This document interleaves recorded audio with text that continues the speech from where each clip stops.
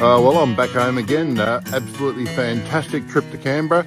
An enormous amount of progress has been made, and I think we've had a significant impact.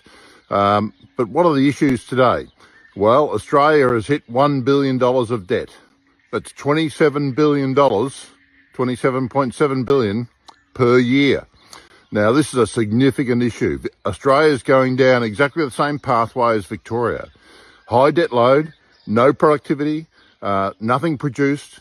The fast-track renewable build, which is driving energy prices higher, is only driving industry out of Australia and household energy prices higher. This is absolutely not right. There must be a total rethink. We must do it better. Australia can do so much better. We are the lucky country. What we don't have is good bloody politicians. So good politicians would run a sensible budget for future generations. High debt load and ever-increasing interest is going to be a burden on future Australians. It's not intergenerational fairness. This is intergenerational unfairness. This must change. We must have sensible economic policy, and we must have a sensible energy policy for Australia. Really pleased that Jess Wilson in Victoria's deciding to scrap the VNI West and WRL. Absolutely awesome. I think that's a great move. For the hosts of wind projects or solar projects, they're now got this big conundrum. Are they going to vote Green or Labor to try and save their projects? I think this is a massive issue for these hosts. These hosts have got themselves in a position now where someone has hold over their title that's very, very, very unlikely to occur. I keep on saying we need a proper process. As soon as someone puts a caveat hold on your title, you should be getting 3 to 5% of the economic value, the market value of that land. The hold by a caveat is a significant economic burden. There is no proper process. The government has been out to try and extract from farmers things that they have no value on, which have a commercial value. I think this must change. We've got to have a proper process. All the hosts that have a caveat on their title should be paid 3 to 5% of market value for that caveat hold. And the potential of them to sell it to someone from Wuhan or Mumbai is right on the horizon. Wind developers have got to be looking very shaky financially, and who eventually will hold those caveats is going to be a very big question. Thank you very much. Have a lovely day. It's Ross Johns here from the Wimmera Mallee Environmental and Agricultural Protection Association. Enjoying home. Thank you. Bye. Tarwyn Park training allows you to understand how this landscape functioned long before any human interference. So we spend our time teaching people how to read the landscape, understand the functions that used to exist, and then implementing soft works that enable that function to operate again, whilst we overlay it with our production systems, whatever they may be. And for everybody that might be different, maybe cropping, maybe grazing, maybe horticulture, all sorts of different things. It's more about getting the landscape to function so that these production systems work very well. The biggest benefit of Tarwyn Park training is getting people out in their landscape, looking at where that they can improve things, where they can look at slowing flows of water because it's so desperately needed everywhere. Tarwyn Park training teaches you the 5 pillars of natural sequence farming so that you can use them to restore your landscape. They are slow the flow, let all plants grow, care for where the animals go, filtration is a must know, and return it to the top to recycle the lot. Each of the 5 pillars of natural sequence farming have a practical application out in the landscape, and in our Tarwyn Park training we teach people how to put that into practice on their landscape. Slowing the flow in action could include practical applications such as contours and hill ponds and gully ponds, which all act to slow the flow of water and fertility moving across the landscape and promote it being stored under the surface where plants can access it more readily and it's not being lost to our rivers and creeks and eventually to the ocean or evaporation from the sun. When I'm building a contour, I use an excavator, and using an excavator I'm able to sculpt the bank to the height that I want it to be, as well as making sure that it's the right level and make sure the spillways are put in the correct location for it to function the best way properly. Let all plants grow means that we want to focus on diversity, and as much diversity as possible, as all plants growing, no matter what they are, fill 5 key roles for our landscape, and they include solar powered air conditioners, moisture magnets, processing factories, soil builders and pumps.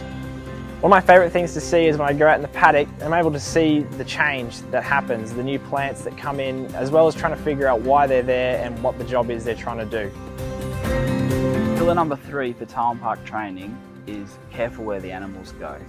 And behind that is about understanding that we need to manage our animals in a way that suits both them for a production focus for our farm, but also an ecological focus and ensuring that they are looking after the landscape and not causing it any undue issues. When I'm being careful where the animals go, I'm making sure that whatever stock it is in the correct paddock for the right amount of time, make sure they're not affecting the land in a negative way, as well as that I want to make sure the animals are always happy and they have the best place to be, and happy animals make me happy.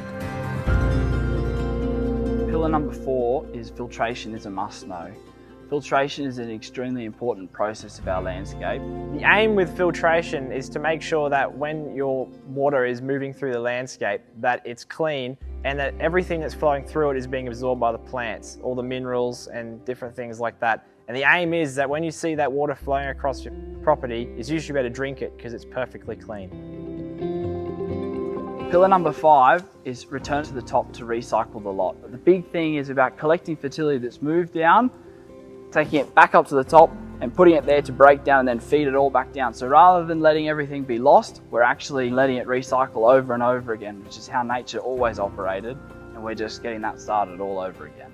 Return to the top to recycle a lot is cutting and carting hay from the bottom to the top, animals grazing and then pooping again back at the top of the system, and pumping water that's been moved down to the bottom through the system back to the top to be recycled again. I think it's really important that we work on our Australian landscapes. As a mum with children, it gives me great hope that there is a great future and things can be moving forward and getting better right across the country. You can get going with natural sequence farming by going onto the Tarwyn Park training website. You can sign up to a 4-day course. We also have our upcoming online courses, and there will be a community for people to join that have done one of those trainings. So you can learn with other like-minded people.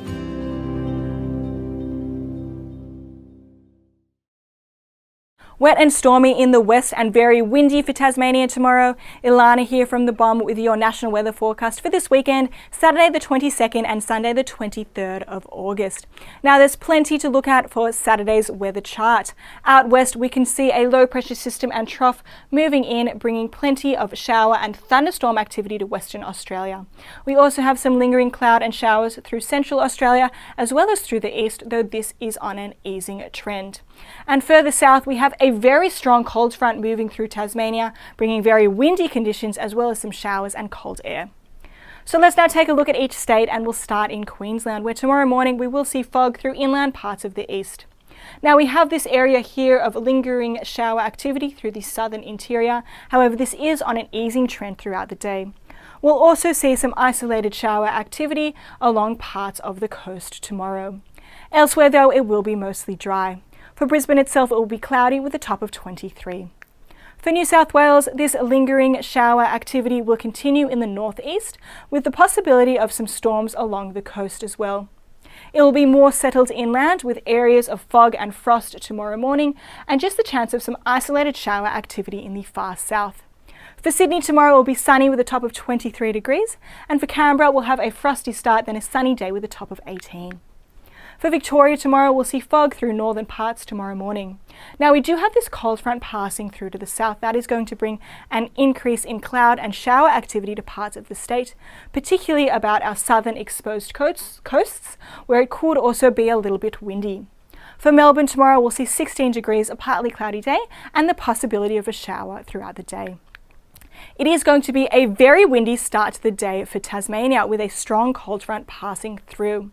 Now we have issued a severe weather warning for damaging wind gusts starting in that overnight period. Now we could be looking at gusts up to 100 kilometres per hour for the west and northeast in that early morning period, and then extending to parts of the centre, including the Midlands and up towards the Western Tiers later in the morning period before easing later in the day. This system will also bring some shower activity, particularly in the west, a little bit lighter in the east, and with it some cool air as well, so we could be looking at some small hail in the south and some snow down to around 1100 metres. For Hobart tomorrow, we'll see 12 degrees with some possible morning showers. For South Australia, it is looking like a more settled day with this high pressure system, bringing some morning fog in the south. There are a couple of areas which could still see some showers though tomorrow, including in the far northwest, as well as in the southeast. For Adelaide, we could see a morning shower, then it will clear up with a top of 17 degrees. In Western Australia, we have this low pressure system and trough moving onshore. Now that is being assisted by a trough in the upper levels of the atmosphere. That means that we're really looking at an increase in cloud, shower and thunderstorm activity tomorrow, impacting much of inland Western Australia, extending to parts of the west coast, as well as further east towards Central Australia. Now later in the day, this rainfall activity will extend further south, impacting northern and eastern parts of the southwest land division. For Perth tomorrow, it will be a dry start. We'll get to a top of 23 degrees, but there is the possibility of an afternoon shower or thunderstorm. Looking at the Northern Territory now, in the south through Central Australia, we do have this area of lingering cloud and shower activity, bringing some cooler conditions.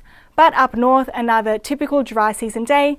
Darwin will see 33 degrees and sunshine.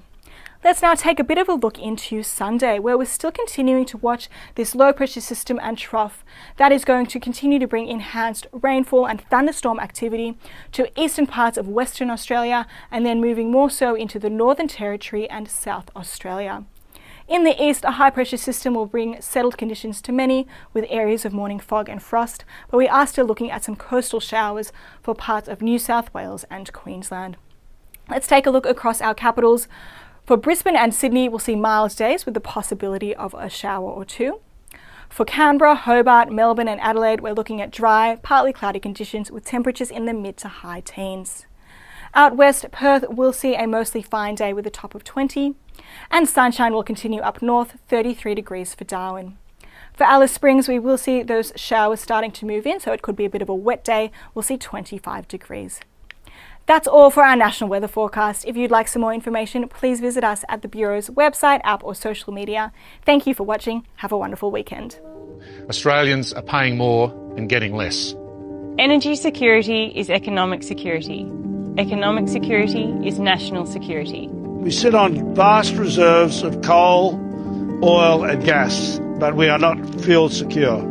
Policy unmoored from physics and economic reality has turned an energy-rich land into a decadent state. No sector is being asked to bear more than agriculture and regional communities. We are willfully turning a rich nation into a poorer one. To keep Australia prosperous, sovereign and free is our duty, and in an uncertain world, our best defence.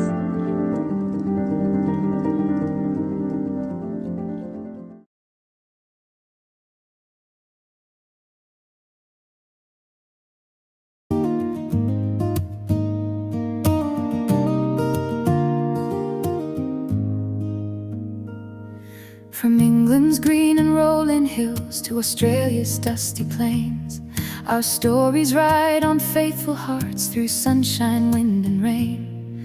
The Brumbies run where legends live, where freedom still belongs. Across the seas our voices rise, together we are strong. We're Brumbies strong, we're riding on from Britain to Australia's dawn. With every hoof upon the land we'll stand together hand in hand, for every colt and every every mare. We'll lift them up with love and care. Queen Camilla, hear our song, help keep the Brumbies running strong.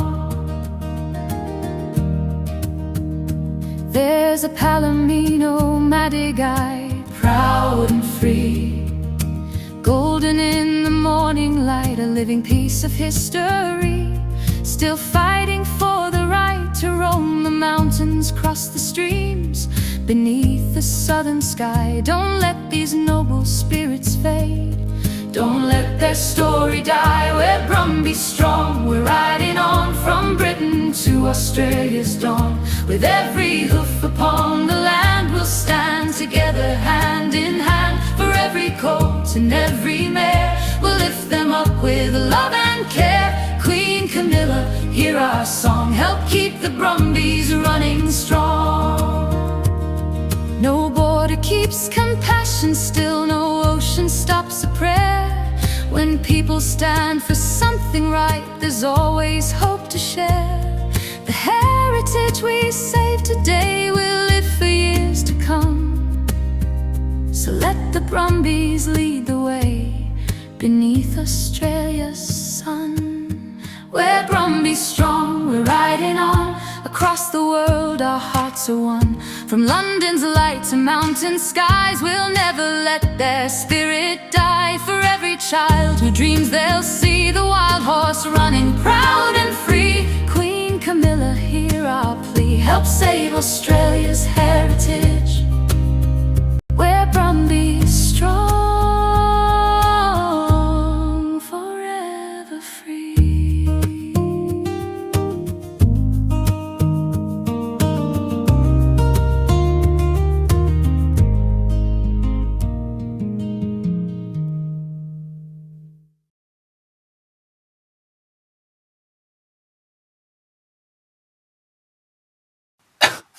And welcome back to the Pulse. We're just getting things organised here because a couple of things went haywire, came in late, and so I'm sort of running backwards very quickly.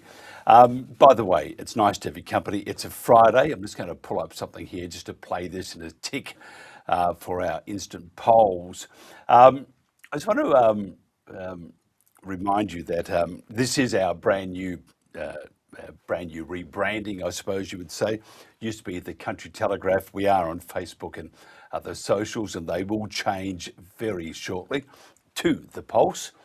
So when you go to the Country Telegraph, one day it's just not going to be there. It will be the Pulse. So just to make sure that we get all things organised. Now, I think I'm organised here. We'll soon find out. If you want to increase your bottom line, boost your communication with your frontline staff, and gather valuable data from your most important resource, that's your employees, then visit instantpolls.online to learn more. Now, this week's poll is your thoughts on One Nation as the leading Australian political party. Just use the QR code on our screen to vote. Each vote is secure and anonymous and verified by 2FA. It's a short week, and the result will be broadcast on the Post after 4 o'clock next Monday. Now, the link will also be published on our Facebook page, and share the link and ask your family and friends to participate. Management was deciding in the dark. We lacked a method to hear from people across the organisation. We started using instant polls under our brand. Their expert design templates made it effortless to ask the right questions of the people who matter most, our frontline teams. We've seen improved profits and happier staff, and we now make better company decisions thanks to instant polls. Join us. Try your first free poll at instantpolls.online. You're with Mike Ryan. Free speech is alive and well on today's News Talk, The Pulse.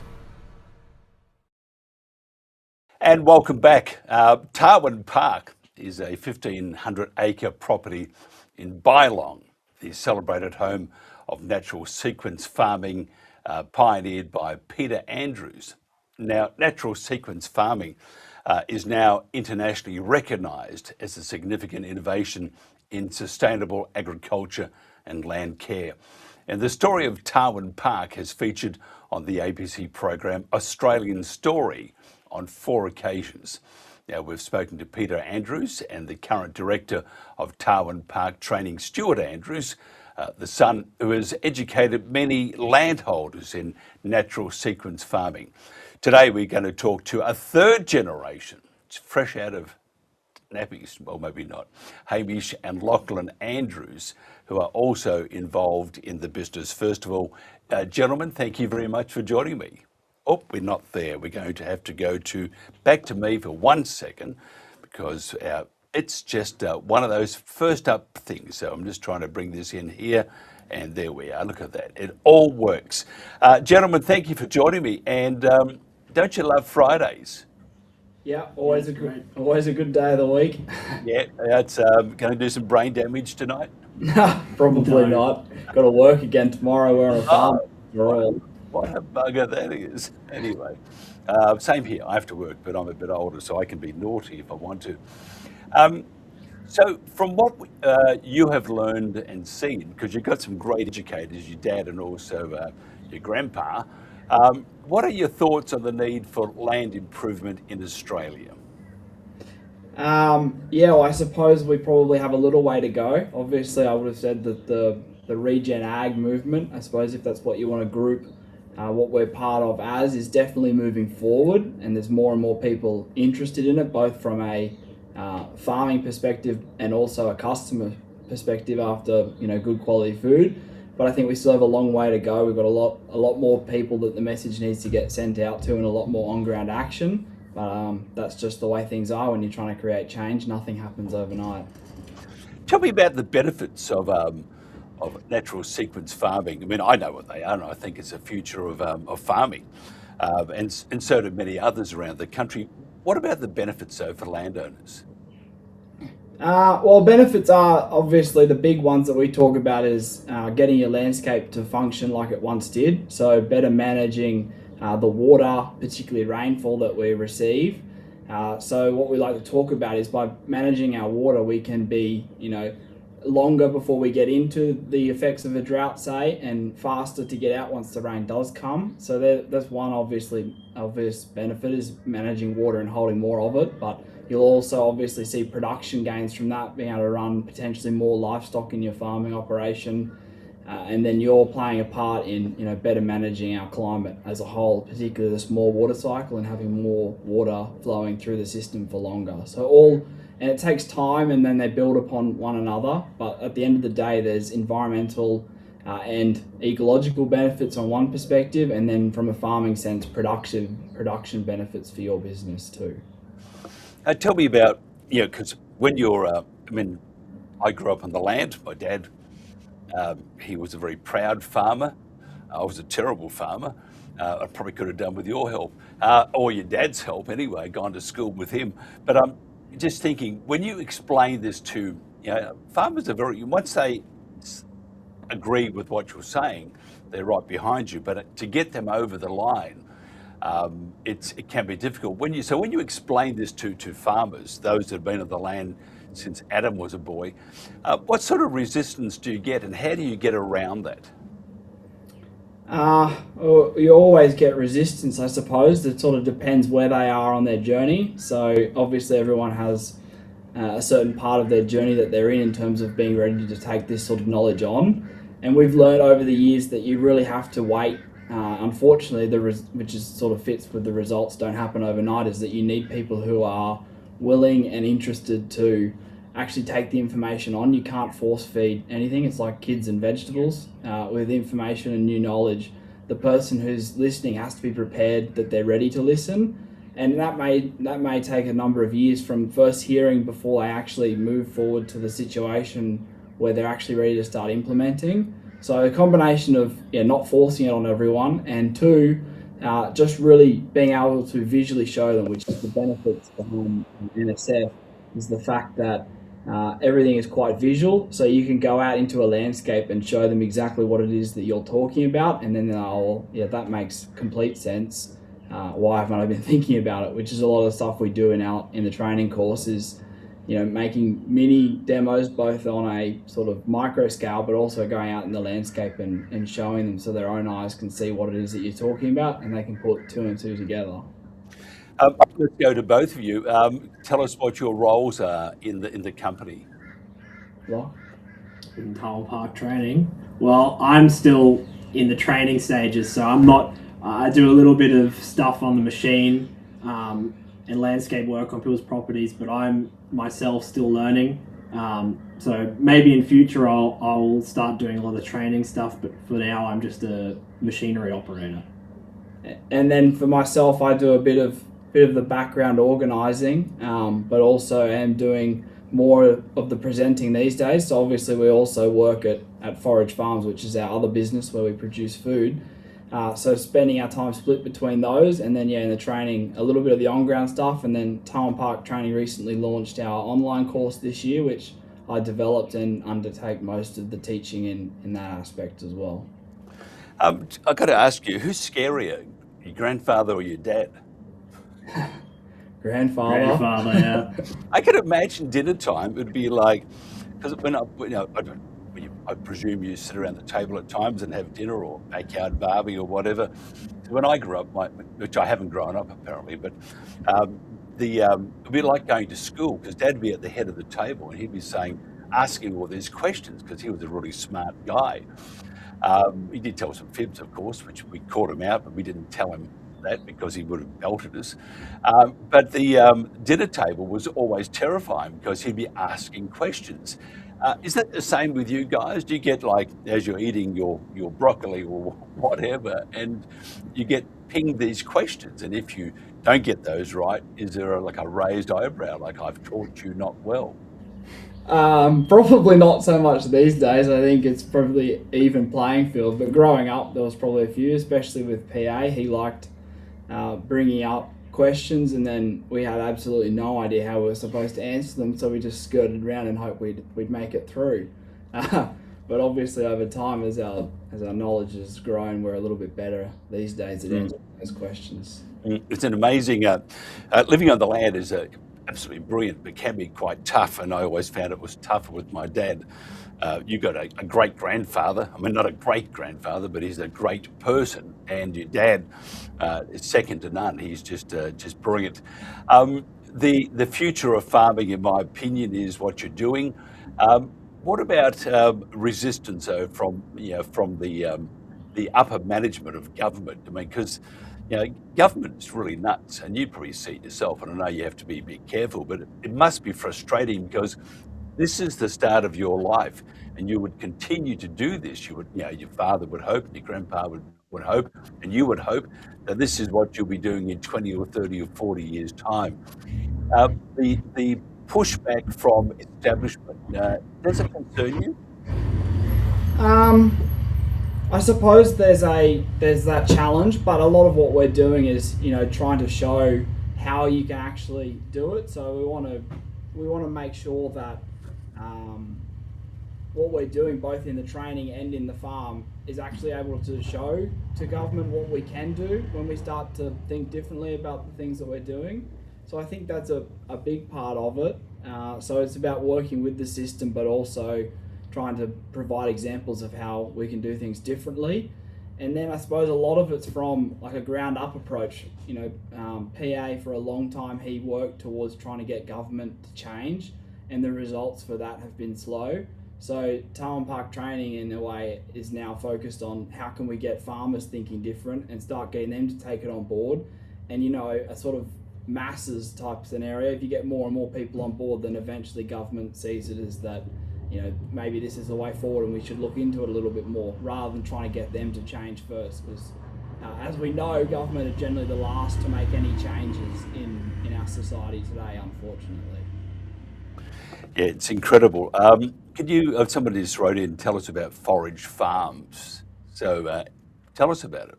Lachie, you want to explain what we do? Yeah, so Forage Farms is our business in southeast Queensland. And here at Forage Farms, our main produce is layer hens, raised out in the pasture, so they live 24/7 from the moment they arrive here to the moment they leave in the paddock. And we also have pork raised the same way, and cattle, which are grass-fed for beef. Yeah, that's pretty much it. It's a pretty full-on business, but yeah, it's pretty simple, really. It's just we're doing things a little bit different. Yeah, simple but different. Most of our food, particularly what you would deem more conventional or shedded type products. So your eggs, chicken and pork. Most of that pork in particular, 95% of Australia's pork is grown in a shed, where ours is grown out in the paddock. So it's already that, but then it's above what most people would deem free range, because free range in today's world is really just a big shed with an open door that they can go out to. Sometimes our birds are out moving around on pasture all the time, ensuring there's recovery behind.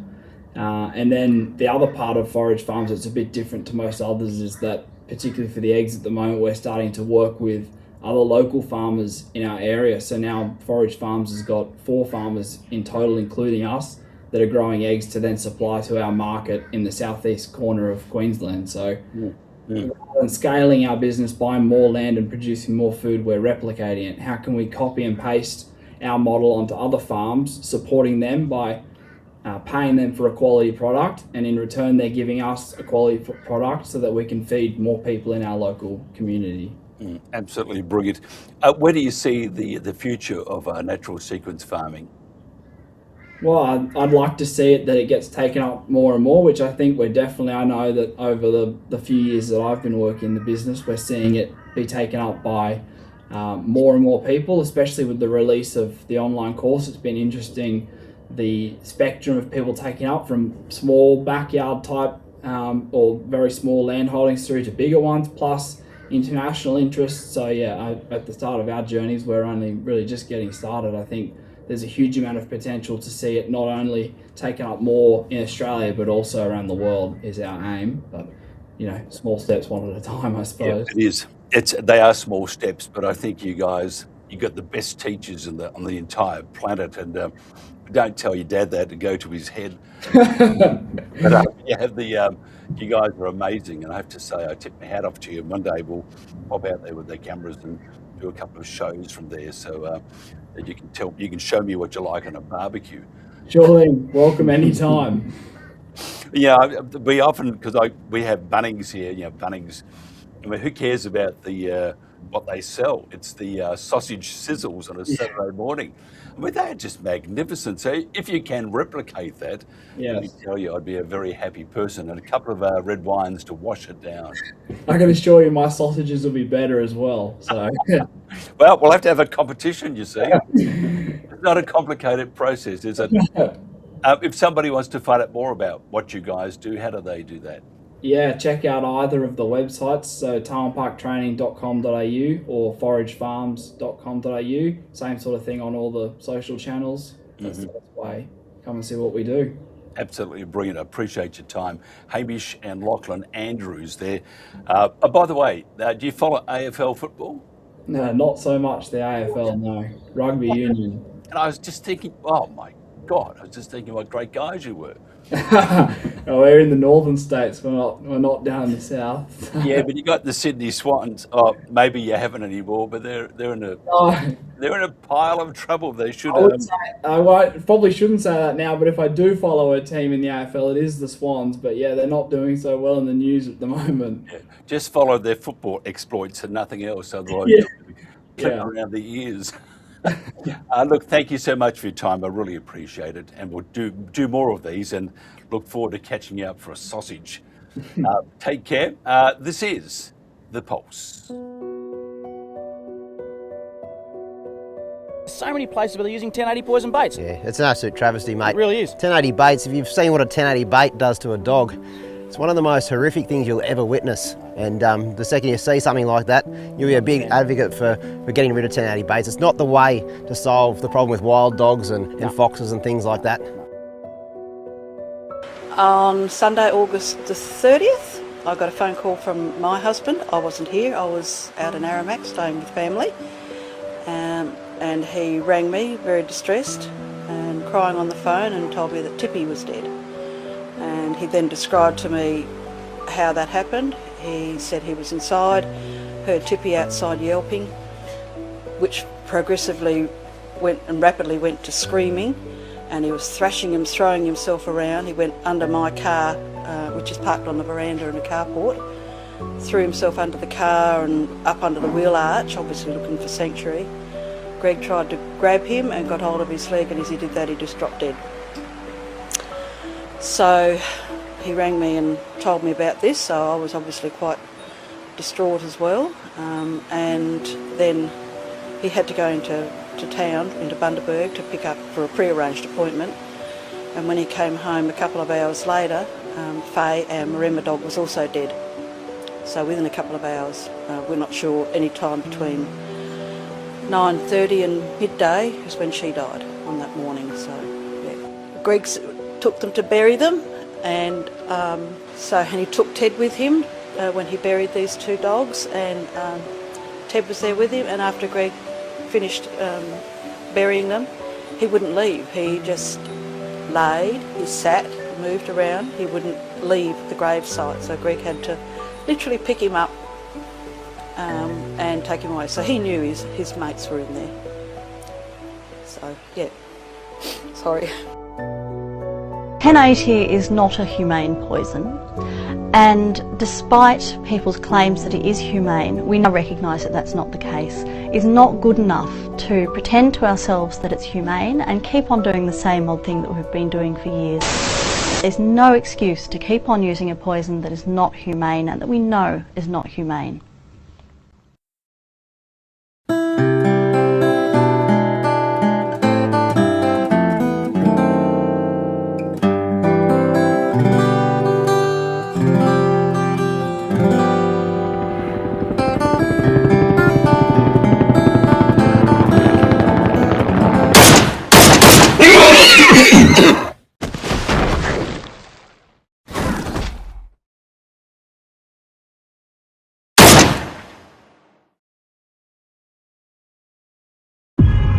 A hoax about carbon dioxide in the climate has caused a global energy and economic disaster. Today's News Talk, The Pulse. And welcome back to The Pulse. Stephen Tripp is President of Australians for Better Government, Vice President of Let's Rethink Renewables, and host of the Emmy Award-winning show As He Smiles, Commanding the Narrative podcast. And we're going to talk to Stephen today about what's happening in politics. Now he has limited time, so I'll have to speak really quickly. And what piques his interest, what sort of is floating around the ether. Going to also talk about his current projects. I saw that he was on the road at 4:30 in the morning the other day on a Saturday. Saturday is a day of rest, not for Stephen. And also he's got a brand new show starting with us here on The Pulse. Stephen Tripp, greetings and salutations. How you going, Mike? Good to see you again, mate. Good. What were you doing up at 4:30? Actually, you're up earlier because you're on the road at 4:30. What the hell are you doing? Stop it. You make me feel guilty. Well, so I work night shift, and so I worked Friday night, and as I finished work at 4:30, I had to catch a flight. The first flight out to Brisbane, so it was a 6 a.m. flight. So that Saturday, I didn't sleep that day. We had an event at the Gympie Bowls Club for Australians for Better Government that night, and on the way there, we also did a tour of the Lake Barumba pumped hydro project that they're proposing, and spoke to some locals there. And then the very next day, on the Sunday, we did a tour of the South Burnett and Wide Bay regions, which has been described as a War of the Worlds scenario, with all the wind turbines and solar projects out there. So speaking to locals, hearing what their thoughts are on the impacts of renewable projects on their communities. So it was a big weekend. It was. How did you feel on Sunday? Well, luckily I got some sleep Saturday night. I don't even remember my head hitting the pillow, so I was out before. As soon as I saw the bed, I think I fell asleep right then and there. So I was okay on the Sunday. Saturday was a bit more of a struggle, but these are the things that you have to do, and that's why I filmed every part of it. The footage is up now at commandingthenarrative.com because I wanted to show that people that are active in the political space that are not politicians. I mean, I've got a full-time job. I go out and do this on my own bat. It's not a glamorous lifestyle. You know, you think flying up to Queensland would be glamorous. I'd get to go to the beach and things like that and do some sightseeing. There was none of that. It was all work, and it was about highlighting the locals there, because mainstream media is not covering it. And as I said to one of the locals, this is a news story. How you guys are getting treated and what you're having to put up with is a big news story. They've got concerns about road safety and water and different things. It's not being covered, and it's up to, I guess, us, Mike, as part of the independent media to cover these stories, because the ABC's not interested, The Guardian, even News 24 are not out there covering this stuff. And neither is many of the independent media outlets either. They're not doing it. They sort of like, because we have now the leader, the one who we have to, that's King Carl. Yeah. I mean, I'm not going to go back into Carl at the moment because I'll wait. But Carl, I mean, people have short memories. That's all I can say. And then, I'm sorry. Anyway, then we have, who else do we have? We got Avi Yemeni. That's his three brothers, by the way.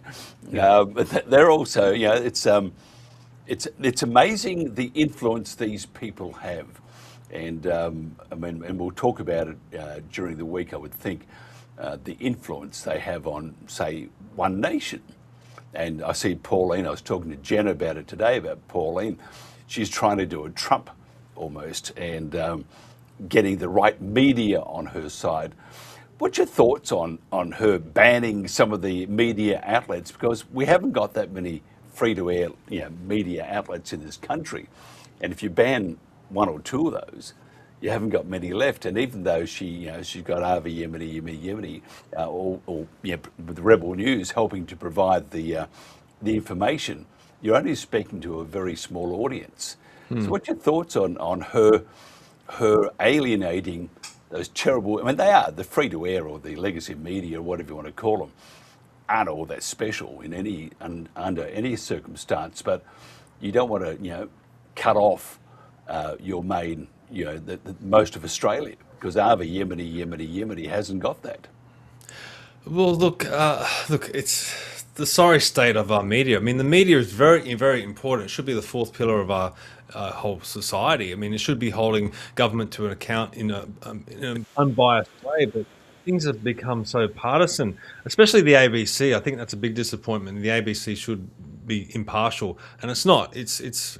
I mean, if I get contacted by the ABC, I think in the back of my mind, where's the hit job coming? And it's the same with The Guardian. And look, it's the same with many of the media outlets these days. They've all got an agenda. Instead of just covering the news as it is, they're trying to put forward, in my opinion, propaganda. So look, I mean, is Pauline Hanson banning the ABC and The Guardian and platforms like that? I mean, I guess in an idealistic world you would say that's wrong, because you would want to speak to as many media outlets as you possibly can. And look, there's people that consume the ABC and The Guardian who may vote for Pauline, so she's stopping those people hearing her message. But you've got to understand, put it into the context of being in the political space for 30 years and what she's copped over that time, and the amount of times that the ABC and The Guardian and other outlets have done hit jobs on her. You probably understand why she's come to that conclusion.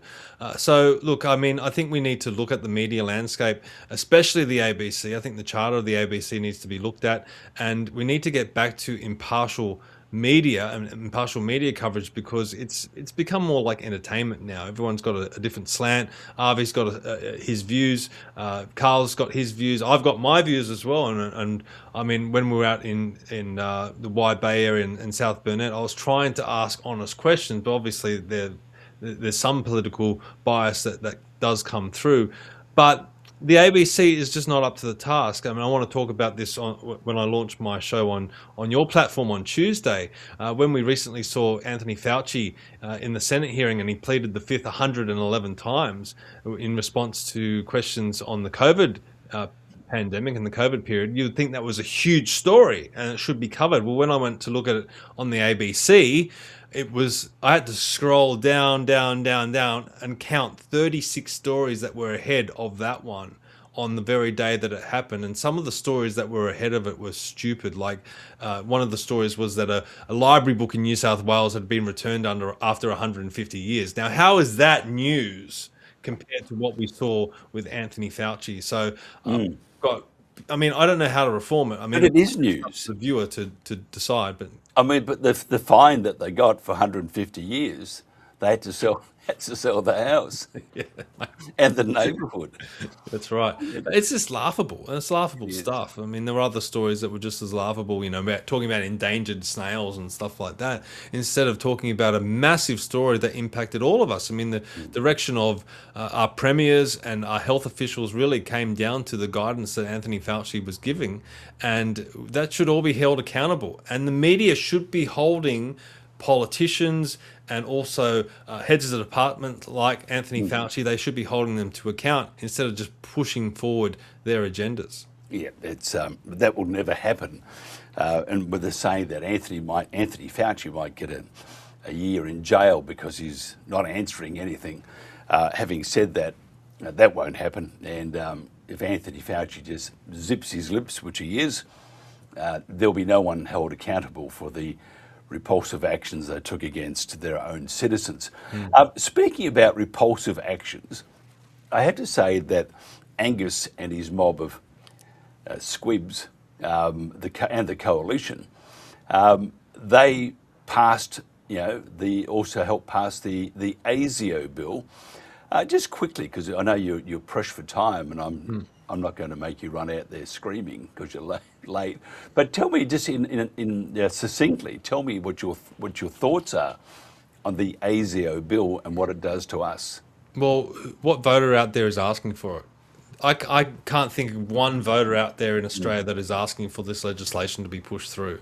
And it is the case with so much of the legislation that's pushed through Parliament. Now, who's asking for a digital ID? Who is asking for under 16s to be banned from social media? Who's asking for misinformation and disinformation laws? It's only the politicians and the lobbyists. Who's asking for brumbies to be culled from helicopters in our national parks? It's coming from non-government organisations, lobbyists, and those sorts of groups that are driving the policy in this country. So that we need to build some accountability into our system. We should have mechanisms where we can veto legislations, like a system like citizens initiated veto. If the government wants to push through these ASIO rules, then it should be held to scrutiny by the public. They don't take these things to elections, by the way. They just push them through after elections. So we need to, instead of focusing on the ASIO bill as concerning as it might be, we need to start looking at the structural side of things and try and introduce mechanisms that can help the Australian people protect ourselves from legislation like this. We need way more safeguards in this country to protect ourselves from these politicians. And you've got Liberal and Labor that often on side, they push through this stuff without ever consulting the Australian people, and we don't have a choice at the ballot box when you're voting for those two parties. And I think that's probably explains the rise of One Nation. People are just jack of it. They think, okay, well, you guys are not representing us. You're not giving us an option, and we're going to look elsewhere. So it's understandable. Well, I didn't believe it in the beginning, the rise of One Nation. It seemed a bit fishy to me. I guess I'm coming around to understanding it more. But when you look at legislation like the ASIO bill, and you've got basically the Liberals supporting it, bar Alex Antic, he was the only one that spoke out against it, and hats off to him. You've really got to scratch your head on whether or not the Liberal Party, who should be about individual freedom, is really representing the views of the people it's meant to represent. Okay, you have to go. I know that somebody wants to find out more about the Oscar-winning podcast. You're just going up. You see, United Nations are going to knight you with something. Mate, how horrible that would be. I'd quit if they gave me an award. But tell us how we can watch your podcast, and tell us when you start here on the Pulse, and all sorts of other juicy bits. Mate, you're setting me up for failure by trying to pump up my tyres too much. No, I'm just reading from the press release you sent out to me. Oh, come on. Right, so if you are interested, you can head to commandthenarrative.com. All the stuff that I'm involved with goes up on that platform, whether it be Australians for Better Government or Let's Rethink Renewables. All the tours that we do, the articles I write, and the podcasts that I do are up on commandthenarrative.com. And very, very excited about what I'm about to launch next week with you, Mike. Thank you for the opportunity to host a show on your platform. It's going to be called The Stephen Tripp Show, believe it or not, and it's going to be on Tuesdays between 3 and 4. I haven't done anything like this before. I've been podcasting for 4 years, but to do a show like you do, Mike, is going to be an experience and a challenge, but I'm hopefully up to it, and hopefully it'll be a good show, and I look forward to collaborating with you more and Jenny, and I'm excited about the path ahead, so we'll see what happens. Yep, we'll just see what happens, and it's going to be Tripp and the Light fantastic.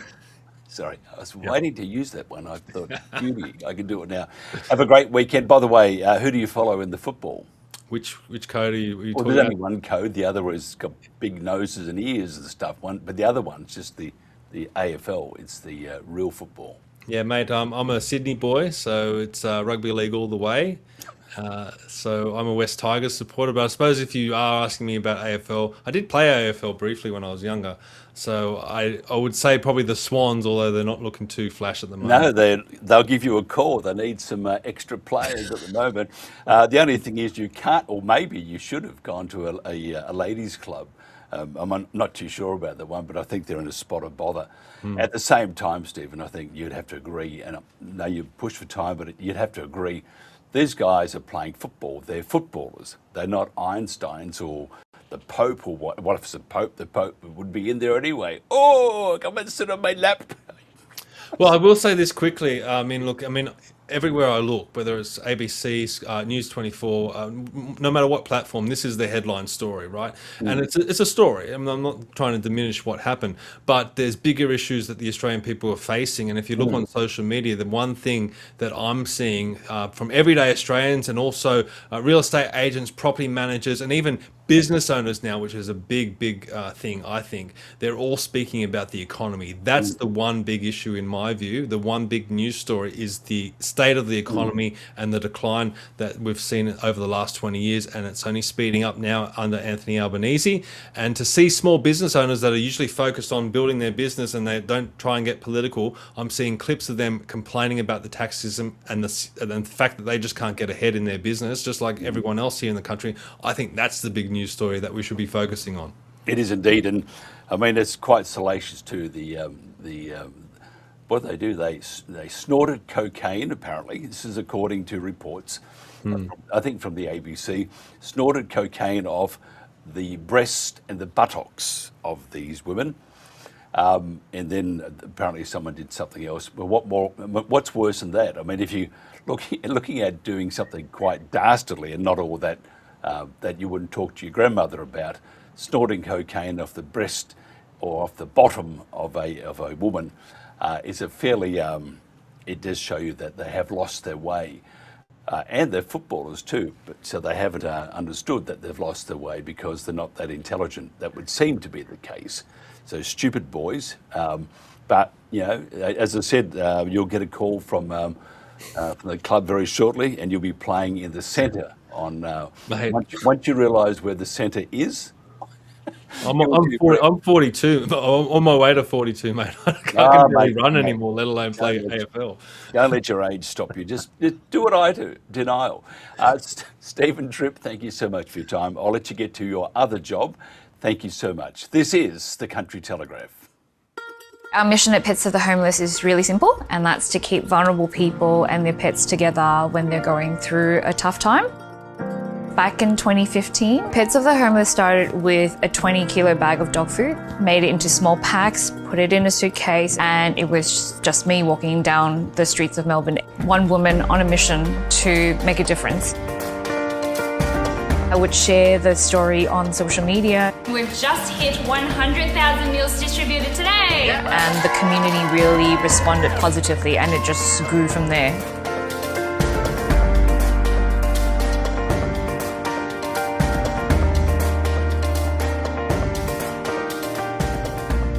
My name is Kent, and this is Hippo. She's everything to me. She's such a good girl. I got her at a time when I wasn't very stable. I'd come out of prison, I was homeless, but as soon as I got her, I just realised, oh my God, I can't let this dog go. And she's just my best friend. Hippo had a canine equivalent of an ACL injury. I knew there was something really desperately wrong. It was agonising seeing her suffering. My caseworker put me in touch with Pets of the Homeless, and Yvonne said that they could help, and I was just so overjoyed.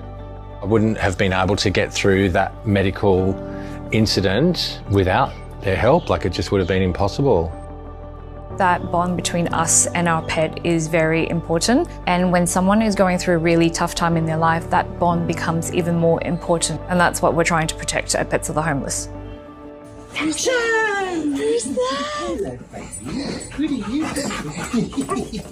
My favourite quote is, "I always wondered why somebody doesn't do something about that. Then I realised I was somebody." My intention wasn't to actually start a charity.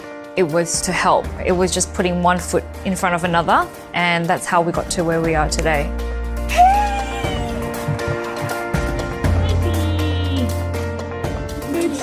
We're now in a warehouse. We have about 150 volunteers. We provide on average about 60 to 70,000 meals every single month. We have a network of about 73 community partner organisations that we work with. We've also taken in hundreds of pets into our foster care program, and we've just reached 2.5 million meals distributed. In the time that I've been volunteering with Pets of the Homeless, I've seen the community grow, numbers of volunteers, pet food packing, got a brand new van, and we can reach more community pantries and reach more people. The community, whether it's the volunteers who are packing the food, who are foster caring, they've got so much love to give. I think Pets of the Homeless gives people hope. There can be a bit of judgment for people who are homeless and have a dog, but the reality is those dogs have got love and support, and it's so wonderful that Pets of the Homeless are able to help. It really makes a big difference in actual lives. It's really important work. To the people who have supported Pets of the Homeless over the last 10 years, thank you from the bottom of my heart. There's so many kind people out there, and I'm just grateful for all of them. The work that we need to do is so huge and the need is growing, and we can't do it without the support of our community.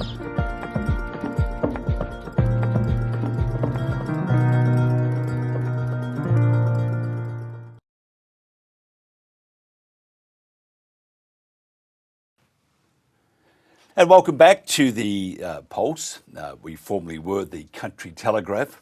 Still got most of the stuff. We are going to branch out, as you heard Stephen Tripp there. He has a new show starting next Tuesday at 3 o'clock. And that'll be a very good show too. Also, we have a whole bunch of new shows starting at 7 o'clock too. And we'll talk to one of the hosts from one of those new shows in the next hour, which is just going to be fantastic. And we all agree, those who understand the importance, and we go on about, and people say, "Oh, on about those bloody horses again." I mean, and I used to watch Mr. Ed, yellow. But here's the thing, these horses, they represent, to me anyway, and many others, our past.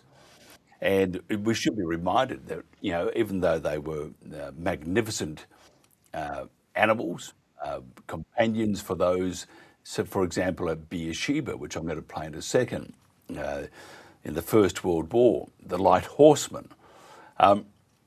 After they did what they did, we shot them all. We grounded them up and machine gunned the whole lot, almost the whole lot, and killed them. And we haven't changed. We're now running around the paddocks in the national parks, and we're doing terrible things to the horses, which is just incredible, shooting them. And the numbers are distorted, the data is all wrong.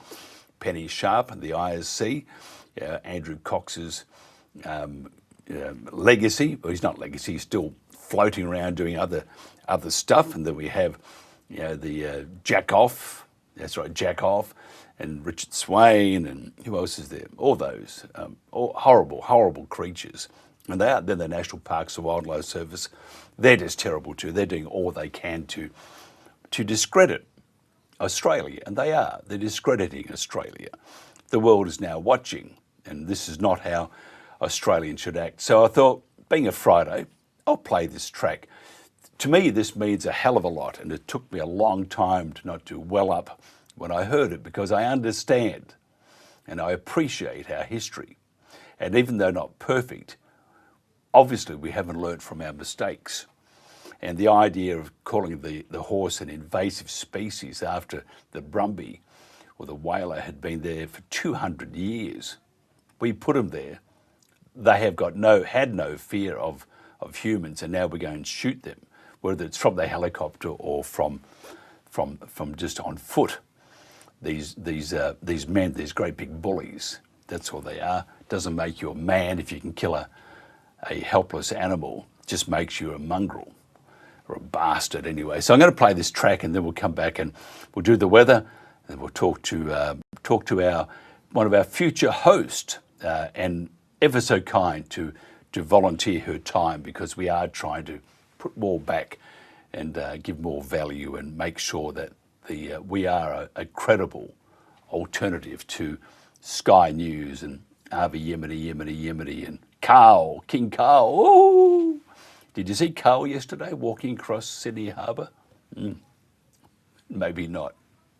Where were those sharks? Anyway, so this is a brilliant track, and it does show you that we should recognise our past a lot more than we are at the moment.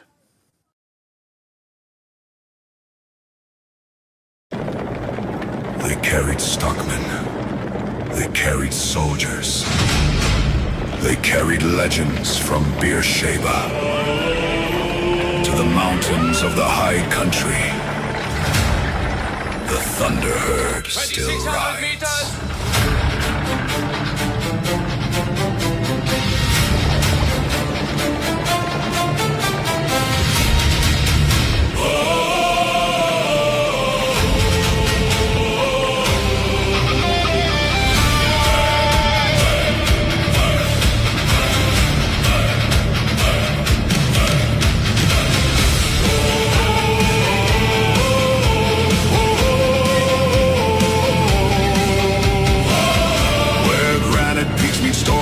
Skies and snow gums bow in winter light. 1,000 shadows cross the dawn, their wild hearts burning through the night. Their blood remembers campfire smoke, long dusty trails and stockmen's hands. The freedom of a younger world still running through this ancient land. Listen. The mountains know their language. Listen. The valleys speak their names. They are the thunder rolling beneath the southern sky. From Beersheba's fields of glory to the mountains standing high, no chains can hold them. No walls contain them. The spirit of the light horse rides. They are the thunder herd, and the mountains know their names.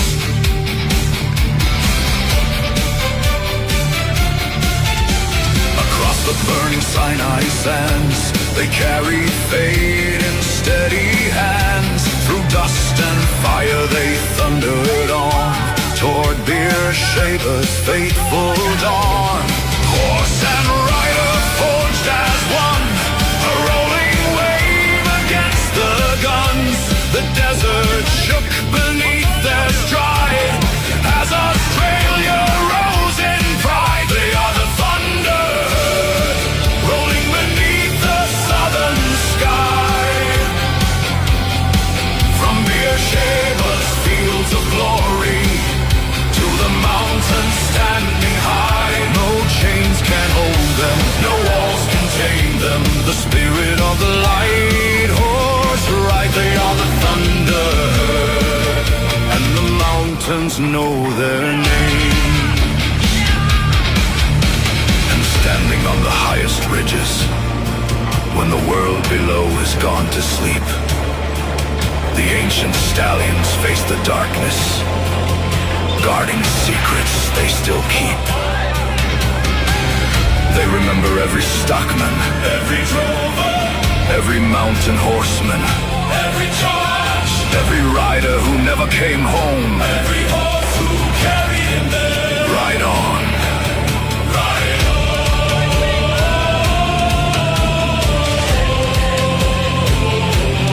Ride on.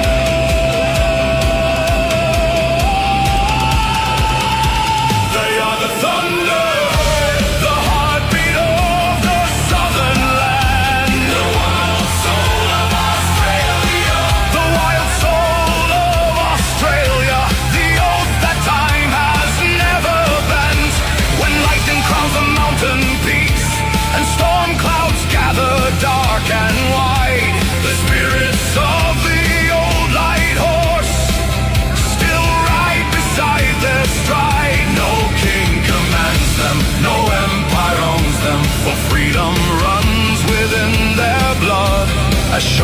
as rivers shape the land.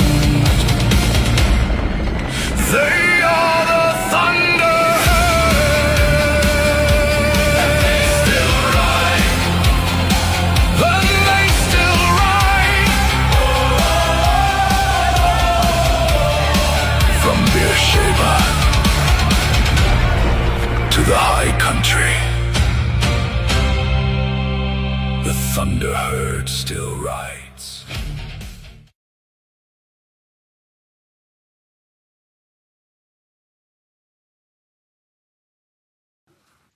And that is what we should be doing. To think we're not is deplorable. As a nation, we're failing miserably. And, it's so interesting. People still, there are many, great number of our population don't know about it. Legacy media is doing a magnificent job in stuffing it up. By the way, where are the politicians? Where's One Nation? We saw Angus make a slight foray, put his toe in the water, and then that was it. Where are they? Where's the politicians? Where's Kelly Sloan? Oh, Kelly is ABC. Kelly is very much like Labor. And she leads the LNP in New South Wales. Pathetic. Absolutely pathetic, Kelly Sloan. We've invited you. Many people have asked you to do a little more than nothing, and you've done nothing. So well done, well done. And then we have, who else? King Carl, he hasn't done much. The independent media is not doing much.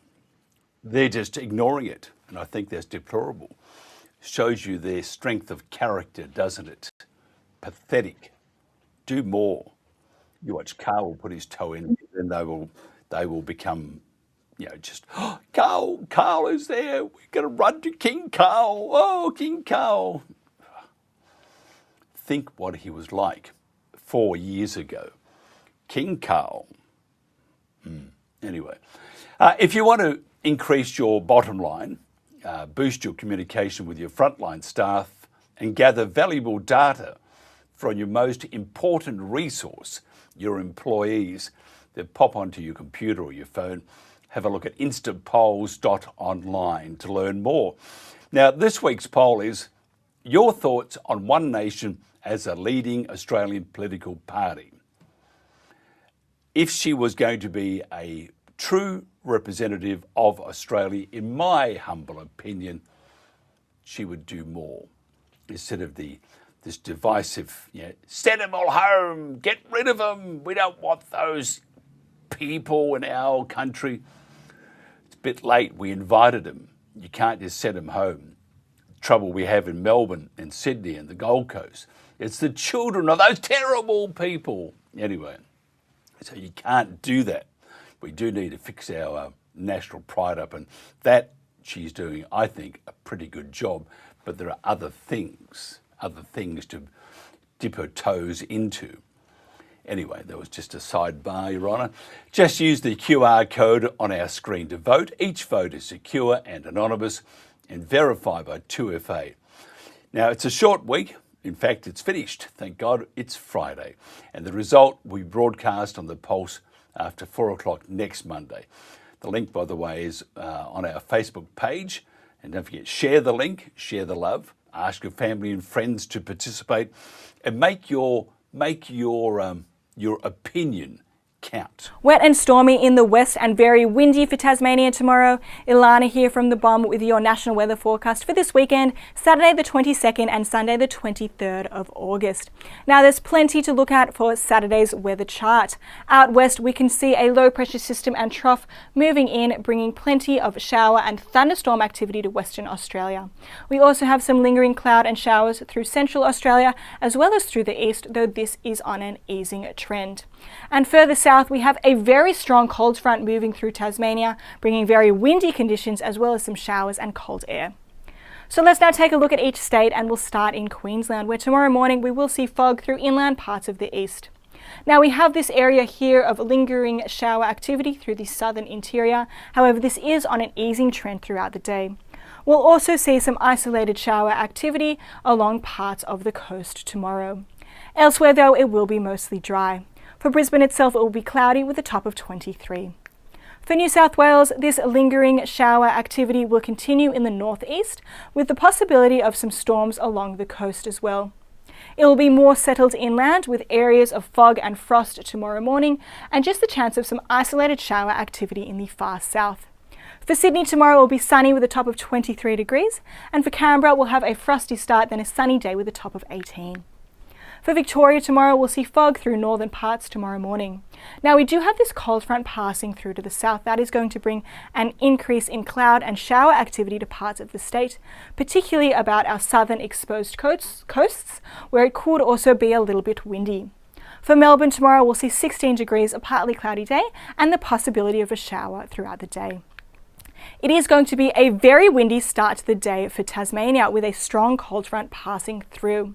Now, we have issued a severe weather warning for damaging wind gusts starting in that overnight period. Now, we could be looking at gusts up to 100 kilometres per hour for the west and northeast in that early morning period, and then extending to parts of the centre, including the Midlands and up towards the Western Tiers later in the morning period before easing later in the day. This system will also bring some shower activity, particularly in the west, a little bit lighter in the east, and with it some cool air as well, so we could be looking at some small hail in the south and some snow down to around 1100 metres. For Hobart tomorrow, we'll see 12 degrees with some possible morning showers. For South Australia, it is looking like a more settled day with this high pressure system, bringing some morning fog in the south. There are a couple of areas which could still see some showers though tomorrow, including in the far northwest, as well as in the southeast. For Adelaide, we could see a morning shower, then it will clear up with a top of 17 degrees. In Western Australia, we have this low pressure system and trough moving onshore. Now, that is being assisted by a trough in the upper levels of the atmosphere. That means that we're really looking at an increase in cloud, shower and thunderstorm activity tomorrow, impacting much of inland Western Australia, extending to parts of the west coast, as well as further east towards Central Australia. Now, later in the day, this rainfall activity will extend further south, impacting northern and eastern parts of the Southwest Land Division. For Perth tomorrow, it will be a dry start. We'll get to a top of 23 degrees, but there is the possibility of an afternoon shower or thunderstorm. Looking at the Northern Territory now, in the south through Central Australia, we do have this area of lingering cloud and shower activity, bringing some cooler conditions. But up north, another typical dry season day. Darwin will see 33 degrees and sunshine. Let's now take a bit of a look into Sunday, where we're still continuing to watch this low pressure system and trough. That is going to continue to bring enhanced rainfall and thunderstorm activity to eastern parts of Western Australia, and then moving more so into the Northern Territory and South Australia. In the east, a high pressure system will bring settled conditions to many, with areas of morning fog and frost, but we are still looking at some coastal showers for parts of New South Wales and Queensland. Let's take a look across our capitals. For Brisbane and Sydney, we'll see mild days with the possibility of a shower or two. For Canberra, Hobart, Melbourne and Adelaide, we're looking at dry, partly cloudy conditions with temperatures in the mid to high teens. Out west, Perth will see a mostly fine day with a top of 20, and sunshine will continue up north, 33 degrees for Darwin. For Alice Springs, we will see those showers starting to move in, so it could be a bit of a wet day. We'll see 25 degrees. That's all for our national weather forecast. If you'd like some more information, please visit us at the Bureau's website, app or social media. Thank you for watching. Have a wonderful weekend.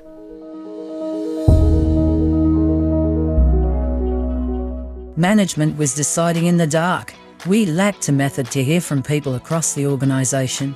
We started using instant polls under our brand. Their expert design templates made it effortless to ask the right questions of the people who matter most, our frontline teams. We've seen improved profits and happier staff, and we now make better company decisions thanks to instant polls. Join us. Try your first free poll at instantpolls.online. You're with Mike Ryan on today's News Talk, The Pulse. Don't you love that smiling face? Sorry, I shouldn't do that. I should be more respectful to me. Slap me down. Marilyn Nutsky is a principal lawyer and an animal rights lawyer. Marilyn has been involved in animal conservation work for 15 years. She's the founder of the Brumby Action Group. the real one, and involved in dingo conservation. Marilyn, thank you for joining me. Oh, thank you, Mike. Thank you for having me. Yeah, it's just quickly, we need to clear up because people have been saying there are two Facebook pages. Tell us about the real one and the bad one. The real one and the one that's sort of imitating what you're doing. Okay, well, the real one is a group called Brumby Action Group. It was incorporated, but I removed that not very long ago. And the purpose of the group is the preservation and conservation of Australian brumbies, wild-living brumbies, through legislation. Lo and behold, maybe 2 months ago, a page appeared. They'd basically taken a photocopy, they've taken a photograph of the banner, word for word. Well, they've used the banner, and it's basically a copy. They've started, it's a fake group, and they've set up an Instagram page, but they have a couple of hundred followers. I found out not very long ago, the person called Cynthia, who runs it, is a fake name, of course, and there is a man who runs it. So I'm not quite sure why he's doing it, other than to annoy me. I tend now just to annoy it. I wrote to him, asked him to take it down. I mean, really, is it worth? I don't even know why.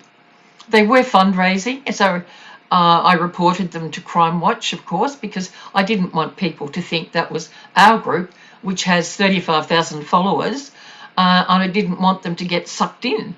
So that's what it is. It's a fake group, an imposter. Yeah, it's terrible. Whenever I see a post come through, I say, this is a fake one. I mean, it's terrible. And I think Facebook should take it down too. They supposedly are looking after us, but Facebook go to protect us. And well, they won't take it down. So many of our group have reported it, and they won't take it down. I don't know why, but anyway. I'm just wondering whether there's other activities behind that, pushing it just to discredit the entire Brumby, Save the Brumby collective of different groups. Well, I was a little bit horrified to see that they ran an online chat with shooters, with a shooter who actually turned out to be one of the imposters, pretending that, well, talking about the fact that shooting wasn't that bad, and that really horrified me. So I don't know who it is and why it is. It could be one of our opponents, one of the pro getting rid of Brumby people. Who knows? So I can't really say that without evidence, but it really makes you wonder, doesn't it? It does. It's a shocker, isn't it? Just tell me the state of the environment and the conservation debate in Australia at the moment. What we're doing? Yes. Do you mean? What, Brumby Action? Yeah, not just the Brumby Action Group, but I mean the whole kit and caboodle. We have all these different groups, whether it's saving dingoes, saving the Brumby, How is it making enough inroads into government, or those make the decisions, to stop a lot of these inaccuracies occurring? I don't know. You see things happening like the finance committee. What is it called? The finance, whatever it is, committee. And there were some wonderful politicians speaking and asking sharp questions about, what do they call it? The finance, I don't know. That annually they have to give a report, and they spoke very forcefully. It was horrifying to actually hear Sharp say that Brumbies die within a matter of seconds. I mean, it's ludicrous. What came out, I think, was a lot of the nonsense that they are sprouting. How can you shoot in a matter of seconds 7 to 15 bullets and expect a Brumby to die? I mean, they don't. We all know they don't. They linger. And they even spoke about helicopters hovering and shooting. Well, Brumbies don't stand still while a helicopter is hovering. Brumbies run to get away. So it was absolute nonsense that they were talking about. And I did think that Minister Sharp did look a little disturbed about the whole questioning that went on. So that was sort of thing. There's also a lot of rallying and protesting going on at the moment because there's some more shooting taking place soon up around, I think you're going there, Mark, so you have to remind me, it's north, and that's another set of protests. In fact, I think there's a protest today at Maruya because Minister Sharp is talking once again on financial matters. So I think there'll be some, maybe some posts about that. It's incredible. But and I'm often critical of the Australian public because they don't do enough. But in all fairness, also the media, whether it's legacy media or whether it's even a lot of independent media, there's not a whole lot of reporting on and the misconceptions of what these animals, for example, look at the horse. Oh, it's killing the environment. It's doing nothing of the sort. No. And they present the figures that they present. And I know that you can manipulate things, and they're dated, and they don't really, they're not evidence. They're just a collective of garble that they put out as facts. And most people, they still trust government. Don't know why they would do that, but they trust government. And they believe, they must be doing the right thing. Must be 432 million horses running around, which also which we should point out. If there are 425 million horses running around, it doesn't excuse killing the horse. There are other things we can do these days. And with animals such as, we talk about, the dingo ran off with Azaria Chamberlain's, I think it was her daughter, took it off Uluru, last seen heading towards Indonesia. So the misconceptions about dingoes and other animals, tell us that must, because you are very much into looking after these much maligned animals, the information we get about the horse destroying the environment or the dingo running off with your next door neighbour's kid or whatever, these are much maligned species, the horse and the dingo. Well, it's true because basically the media are getting very biased information passed over to them, pardon me, and I think for the horse, we know where that information is coming from, pardon me, coming from Jack, and of course they have a mission that they want to do certain thing, so it's always the same rhetoric that's handed out to the media, and unfortunately Brumby advocates very rarely get a chance to speak. And I think the same thing with dingoes. Dingoes are in fact a very shy species. So, I was legal advisor to Save Fraser Island Dingoes for 10 years, which is a group run out of Harvey Bay. And their role was to try and protect dingoes on Fraser Island. And when you hear a lot of the stories about tourists jogging along the beach and getting bitten on the bum and all sorts of things, there's so many other stories to that. For a start, it's the worst thing that you can do around a dingo. It's very provocative to run down the beach, and the tourists are actually told, don't do that. So it's always the information that is actually handed out, and it very often places dingoes on that occasion in very perilous situations, because at that time, going back, say about 2009, 2010, the outcome for dingoes was that they would be shot. Which is incredible. As you don't die on us, go next week. At that time, that was how it was handled. A ranger would just take the dingo away and shoot it in the head. There was a lot of protest about that. Dingoes were supposedly starving. I had a client, Jennifer Parkhurst. She is a photographer, and she was going onto the island very often, taking coconuts over to the island to feed the dingoes and filming herself feeding the dingoes, even with roast chickens. She, unfortunately, her computer was seized and she was prosecuted. So I represented her in court in Maryborough, And because of the number of photographs or films, videos taken of herself, there was so much evidence, so many charges. She was fined some phenomenal sum of over $1 million.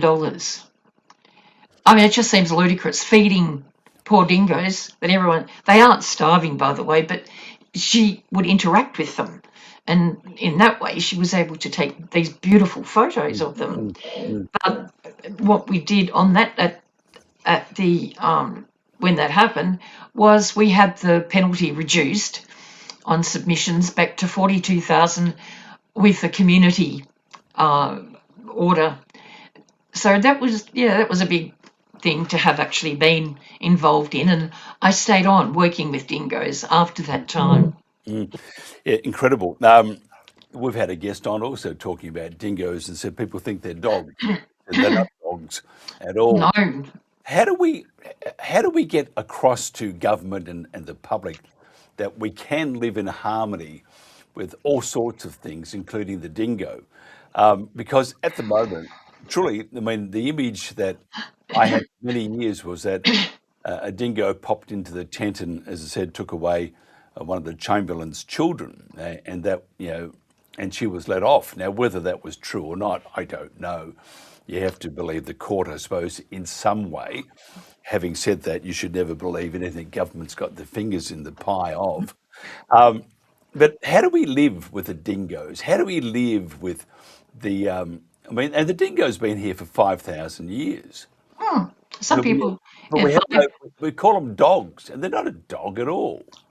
Well, that comes from, well, when Australia was colonised, I guess they didn't know what they were. They didn't know then it was a dingo.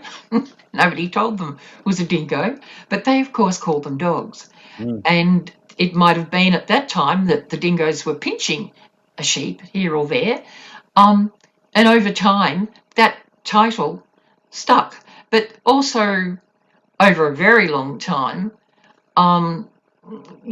they were poisoning them with strychnine to get rid of them. And then along came 1080 in the 1950s, and that label continued and still continues today. And I believe it's really promoted by the Agricultural Department. You've got the wild dog strategy plan was actually penned by the Centre for Invasive Species Solutions, who are very involved in the manufacture of poison baits. So there's a lot of vested interest. It's another multi-million dollar business in Australia, the use of 1080 poison, unfortunately. Yeah, 1080 is just a disgraceful poison. It's just like paraquat and glyphosate in Roundup. I mean, most countries in the world have banned it. Yeah. We don't do that, and then we drop the 1080, and the horse is not going to eat that, but other animals will. And then then they'll die, and then the hawk or the eagle will fly down and eat that bird, and they'll die. They'll be very sick and so forth. And then they die in the waterways, and if they die in the waterways themselves are then polluted, and goes on and on. But we still do it. We have this propensity that we have to kill, and kill. You've got a new show kicking off. Tell us about the show and what we can expect.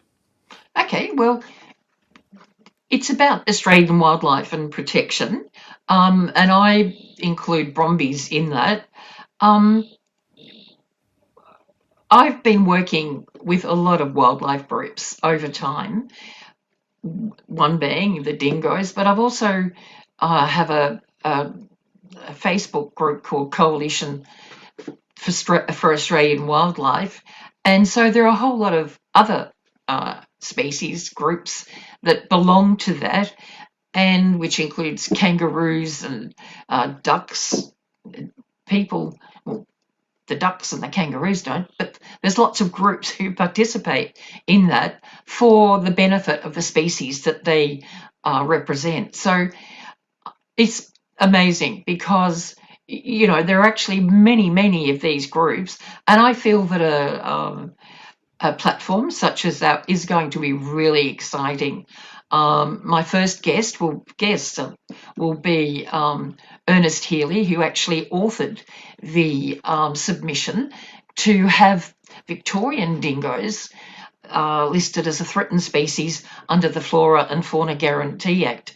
So that's very interesting. He's got 2 dingoes, Kiri and Sienna, and I think it'll be a very exciting show. We're also meeting up with George Pujol, who is an internationally acclaimed candle artist, a great humanitarian, who creates these wonderful candle projects using thousands and thousands of candles, and it's generally protests or when of animals. In fact, we ran a protest in Melbourne where he made this gigantic dingo on the lawns of Treasury Gardens. It was just incredible. It was incredibly exciting because it was really constructive, people coming together to listen to people like Evan Quartermain and, anti-1080 poison. And then people gathered with their children, laid out the candles with George, and then later it was lit. It was just a really lovely thing to do. So they're my 2 guests, and I hope that George and Ernest will share.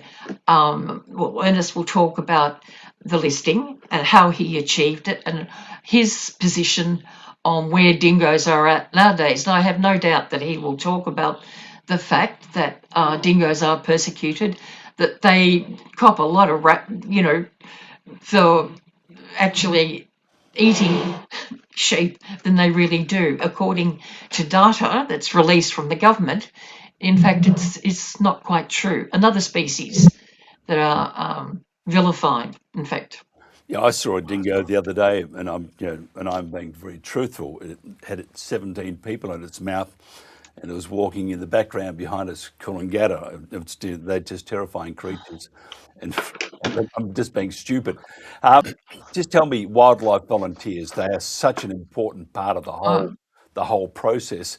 But it's not it can be quite unrewarding if you're looking for government appreciation. Having said that, what they are doing, like those looking after, trying to protect the brumbies, those protecting the dingoes and other animals throughout Australia, they're doing a magnificent job, and they will go to heaven.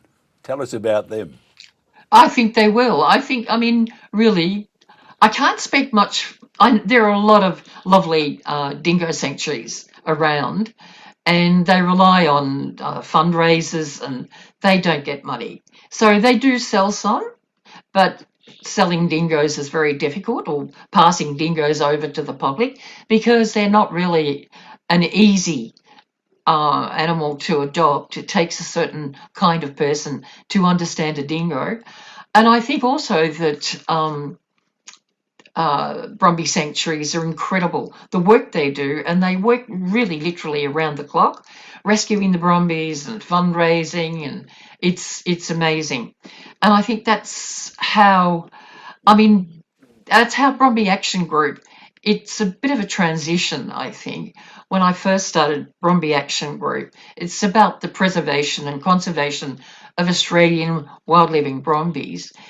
And in Victoria, I authored legislation, which I unfortunately wasn't able to get. I tried to save brumbies in Singleton. There was a cull of brumbies that were had connection to a bloodline called Suffolk Punch. They all went. It was Commonwealth land, army base, so very, very difficult. So, and then I was involved in the Barmer Brumbies. I've spent years, but I think what I have come to realise now with the Brumbies that we're trying to save in KNP is how difficult it is. Minister Sharp was asked, will she continue to aerial shoot? And she just said, yes. Now, I know that must have something to do with the strategy offsets that are tied in with the projects in KNP. It's all to do with hydro too. And that's when I started to think, well, How are we going to deal with this? And that's when I set up a wonderful webinar with an ecologist from Nevada, Craig Downer. And it was really a very relaxing way to run a webinar. We workshopped it, and what are we going to do? And we resolved that what we would really like to do, really, and I know others have thought about this, is to have a Bromby Wildlife Reserve, a conservation area in Kosciuszko National Park. I mean, Kosciuszko National Park is 1,700,000 acres. You would think that within that area there could be set aside 10, 20,000 acres. I think it's about removing the Brombies away from Hydro 2, away from the snowfields somehow, and establishing an area where they'll actually be protected only by the fact that humans won't be able to go there. Craig encourages use of what he calls a reserve design, which is using local eucalypts or whatever, blocking certain areas with constructions to stop Brombies going into any fragile areas that they might otherwise go into. It's possible. It's used elsewhere, and there's no reason, I think, that that shouldn't be happening in KMP. So what we're doing at the moment is we're authoring a letter which we're going to have signed by a number of ecologists, and we are then going to approach the New South Wales government to see if we can't negotiate something, because otherwise I have serious concerns because of Hydro 2, because of the offset strategies, because of the 90 to 100 million that's already sitting in an account with National Parks and Wildlife Services. How you shape that, I really don't know. Maybe this is a way, either that or maybe it'll be the report I'm putting into ICAC. Who knows?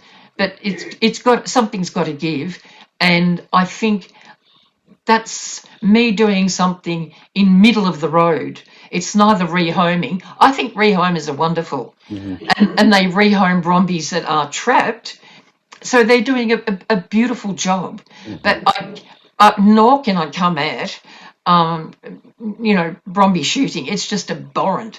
So somewhere in between for both Craig and I is this idea, and we're really hoping. He's wonderful. So we're in constant contact, working out how we're authoring the letter at the moment between us, and let's just hope. Let's keep our fingers crossed, because I really don't know. I don't agree. And you'll go to heaven too, Marilyn. I don't think anyone said that to you before, but you will. That's not what they all say about me. No, I don't know. Well, the gossipers, the OK Corral. But we'll leave that one alone. Your show next week is Australian Wildlife Protection. If somebody wants to get hold of you, for nice things, of course, glass of wine, dinner. No, but just get a hold. I'm open to offers, all right? But no, I'm only joking. I think at this point in time would probably be to contact me via Bromby Action Group, brombyactiongroup@gmail.com is probably the best way. But later, I actually think we do have an Australian Wildlife Protection email address, but I've got to make sure. Good on you. You're a lawyer. With you. Sometimes I wish I wasn't a lawyer. No, you're I said you'll go to heaven. Just don't forget to wave to me as you pass. Marilyn, thank you so much for your time. Thank you, Mike. We're very grateful to the Pulse for allowing us to have this show. It's what we have to do. As simple as that. And I agree. And keep all the politics aside. Well, you'll go to heaven too. No, I won't. No, I've got a rock. It's already got my name on it. Let me tell you. There is a glass of scotch next to it, though. It's a cheap one. Thank you so much. This is The Pulse. How should we meet the challenge of managing wild horse populations? Hello, I'm Wayne Linklater, and Professor of Environmental Studies and author of the new book, Wild Horses of the Last Land. Learning about ourselves and nature from the Kaimanawa wild horses. Frankly, how we currently manage populations of wild horses is counterproductive.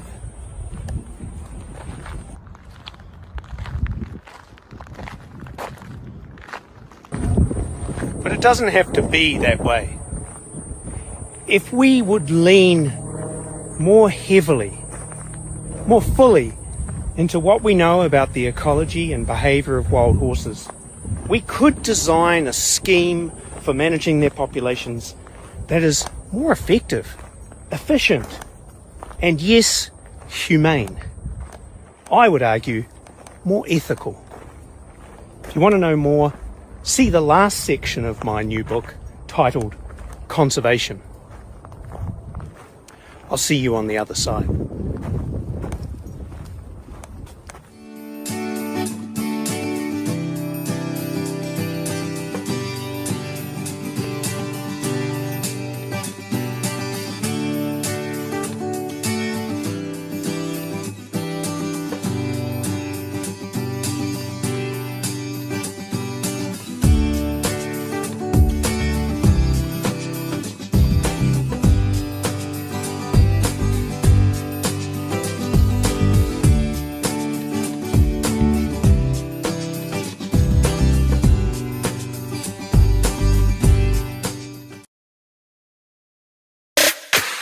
Want to be part of the conversation? Then let us know on the Pulse Interactive Live Chat Room at thepulse.today. We tell it as it is. Today's news talk, The Pulse.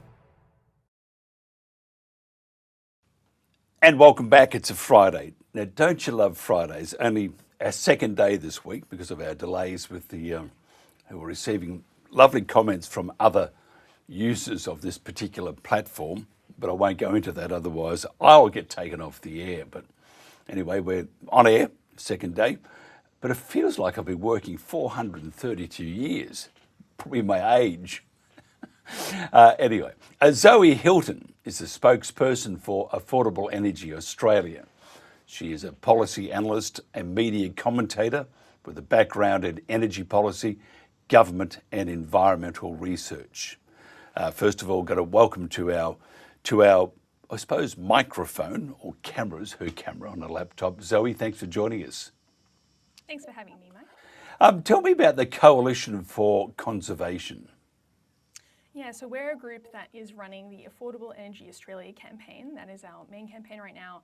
And because what we've realised is that for too long, Australians have been dealing with unaffordable energy, and that is not being understood by Australia's leaders. And until we fix that problem, we're not actually going to be able to have environmental concerns dealt with, because at the moment, cost of living is the #1 concern for most people. And so an environment is way down the list. And so I just think until we fix that problem in our energy system, then we're not going to be able to do anything useful. So that is why I've launched Affordable Energy Australia. I'll show you the QR code that we have for our petition. So we've launched this petition. We have 13,000 signatures. We are calling for Australia's leaders to prioritise affordable and reliable energy. So please, if you want to see your bills go down, because we've had a 220% increase in the last since 2004, which is, I just think, unacceptable. If you want to see that end and actually have your bills go down, then scan this QR code, go sign the petition. We'd love your support. It is a fight that we must win if anyone's going to be able to afford to live in Australia anymore, honestly. The net zero policies are not delivering affordable energy, and anybody who thought they were has been drinking the same Kool-Aid that Chris Bowen, Albanese and all the other bullfeds have been drinking. Why aren't governments taking notice of their own data? Because the data does show that renewables, as Malcolm Roberts would say, are the unreliables. Exactly, yeah. So the problem with the current plan is that we're trying to put in more and more intermittent sources of energy into the system. And what happens when you do that is that you have to put in all of this added infrastructure to support them, because the sun doesn't always shine and the wind doesn't always blow. And so that means you need more storage, you need more transmission, and that is going to increase system costs, which then increases bills. And so what we really need is we need to have more reliable 24/7 baseload in the system. Ultimately, that is what will lead to prices lowering over time and bills being able to lower over time. That is what we see when we look overseas. We see that there are no high wind and solar low-cost countries. They don't exist. And so I think we need to take that evidence on board.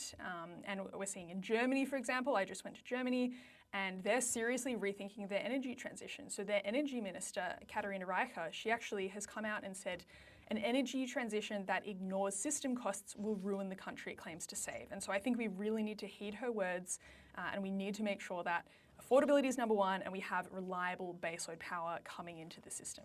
Can you tell me about the Gippsland poll, please? Yeah, so what we found is we did a poll of Gippsland and the surrounding districts. This is a community that is really bearing the brunt of the energy transition. What we've seen is, there's this whole plan to shift away from coal power and to build offshore wind, and so in Gippsland they're facing the closure of Yallourn and Loy Yang A in the next several years. And the Victorian government's idea was to replace this with offshore wind, and they have all these targets in place. But now we're seeing the Victorian Auditor General say that the Victorian government will not meet its upcoming offshore wind target.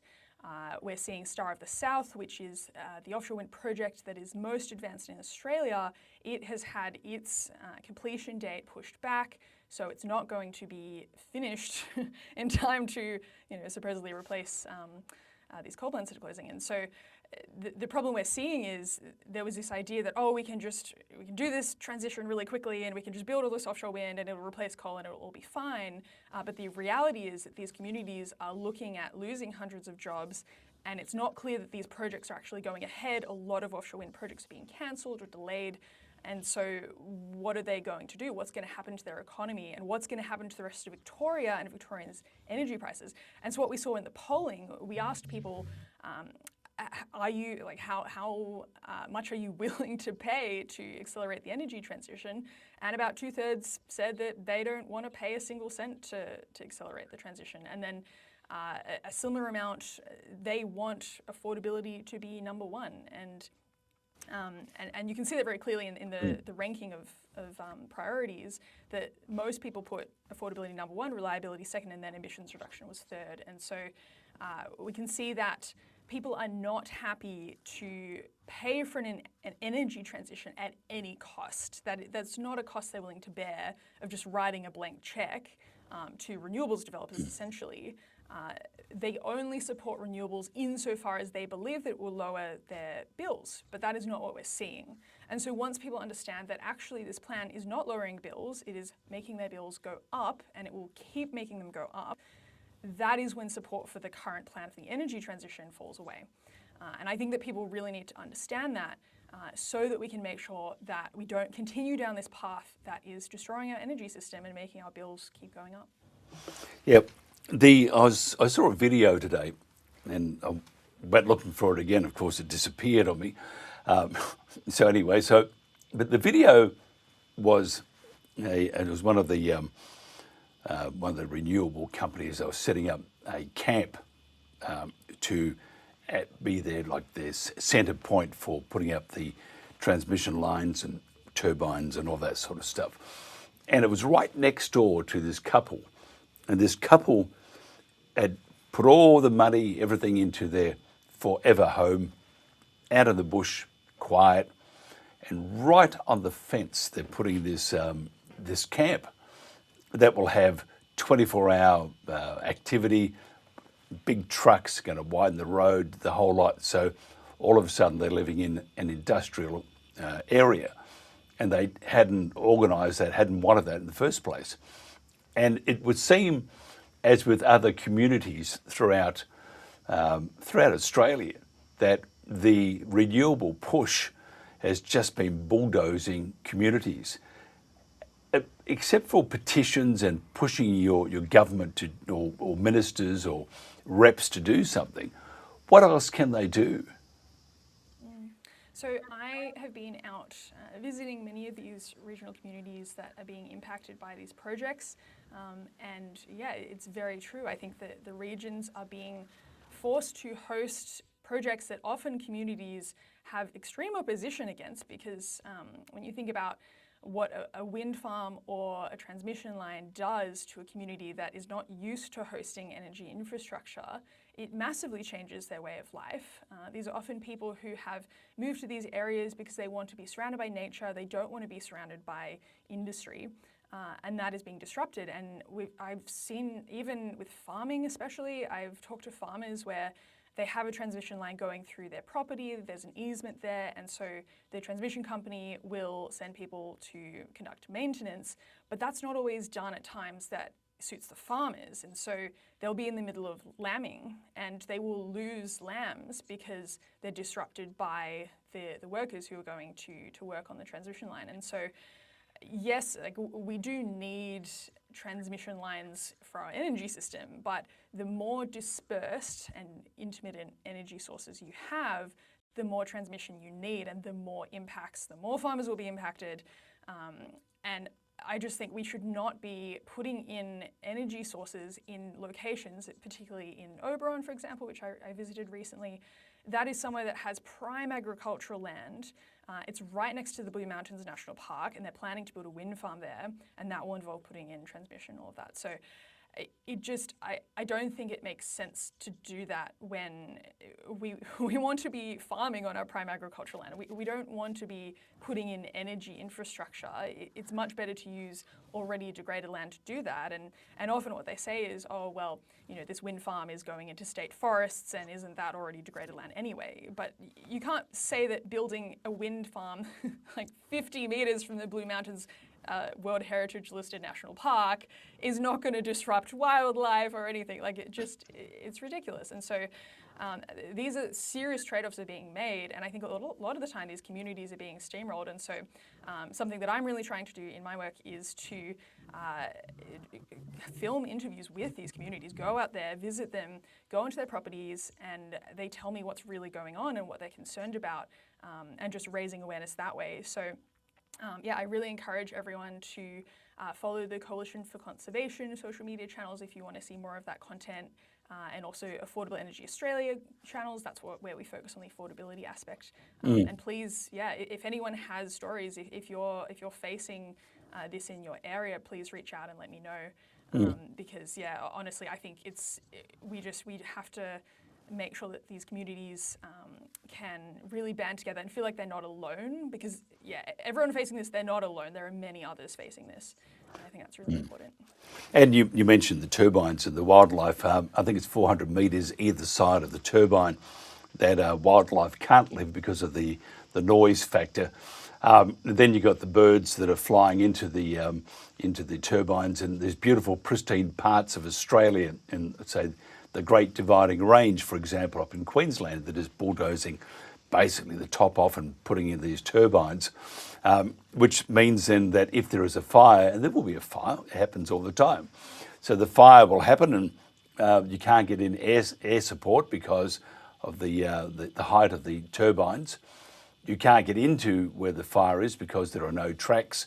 They've shot all the horses anyway, so you can't get into hard to get to places. The only thing that will happen is that it will burn to the ground, and thousands upon thousands of animals will die along with humans. So the renewables, the unreliables, are also the destructibles. And I think anything we can do to slap the face of these politicians and say, wake up, the bad dream is finished. Stop taking magic mushrooms or drinking something, and realise the impact you are having on this country. And once you've destroyed it, it's very hard to come back. Zoe, if somebody wants to find out more about Affordable Energy Australia or contact you or someone, how do they do that? You can go to affordableenergy.org.au. It's affordableenergy.org.au, and I'll hold this up one last time in case anyone would like to scan that. That'll be the easiest way to get to our site, and you can sign our petition there, and you can also donate if you'd like to support our work. Absolutely fantastic. Thank you so much for being part of our second broadcast. And so far, no glitches, although There's still some time to go. Zoe Hilton, thank you so much for your time. Have a great weekend. May your football side win. I think I can tell a touch of American there. So perhaps the Dallas Cowboys and not the Sydney Swans. Thank you so much for your time. This is The Pulse. So many places where they're using 1080 poison baits. Yeah, it's an absolute travesty, mate. It really is. 1080 baits, if you've seen what a 1080 bait does to a dog, it's one of the most horrific things you'll ever witness. And the second you see something like that, you'll be a big advocate for getting rid of 1080 baits. It's not the way to solve the problem with wild dogs and foxes and things like that. On Sunday, August the 30th, I got a phone call from my husband. I wasn't here, I was out in Aramac staying with family. And he rang me very distressed and crying on the phone and told me that Tippy was dead. And he then described to me how that happened. He said he was inside, heard Tippy outside yelping, which progressively rapidly went to screaming, and he was thrashing him, throwing himself around. He went under my car, which is parked on the veranda in a carport, threw himself under the car and up under the wheel arch, obviously looking for sanctuary. Greg tried to grab him and got hold of his leg, and as he did that, he just dropped dead. So he rang me and told me about this, so I was obviously quite distraught as well. And then he had to go into town, into Bundaberg, to pick up for a pre-arranged appointment. And when he came home a couple of hours later, Faye, our mRMA dog, was also dead. So within a couple of hours, we're not sure, any time between 9:30 and midday is when she died on that morning. So yeah, Greg took them to bury them, and he took Ted with him when he buried these two dogs, and Ted was there with him. And after Greg finished burying them, he wouldn't leave. He just laid, he sat, moved around. He wouldn't leave the gravesite. So Greg had to literally pick him up and take him away. So he knew his mates were in there. So, yeah, sorry. 1080 is not a humane poison, and despite people's claims that it is humane, we now recognise that that's not the case. It's not good enough to pretend to ourselves that it's humane and keep on doing the same old thing that we've been doing for years. There's no excuse to keep on using a poison that is not humane and that we know is not humane.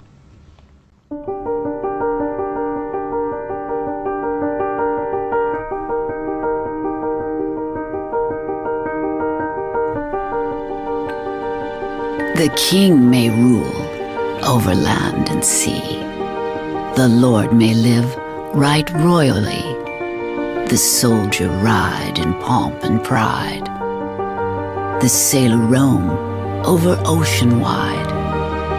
But this or that, whatever befall, the farmer, he must feed them all. The writer thinks, the poet sings, the craftsman fashion wondrous things. The doctor heals, the lawyer pleads, the miner follows, the precious leads. But this or that, whatever befall, the farmer, he must feed them all. The merchant, he may buy and sell, the teacher do his duty well. But men may toil through busy days, or men may stroll through pleasant ways. From king to beggar, whatever befall, the farmer, he must feed them all. The farmer's trade is one of worth. He's partner with the sky and earth. He's partner with the sun and rain, and no man loses for his gain. And men may rise, or men may fall, but the farmer, he must feed them all. God bless the man who sows the wheat, who finds us milk and fruit and meat. May his purse be heavy, his heart be light, his cattle and corn and all go right. God bless the seeds his hands let fall. For the farmer, he must feed us all.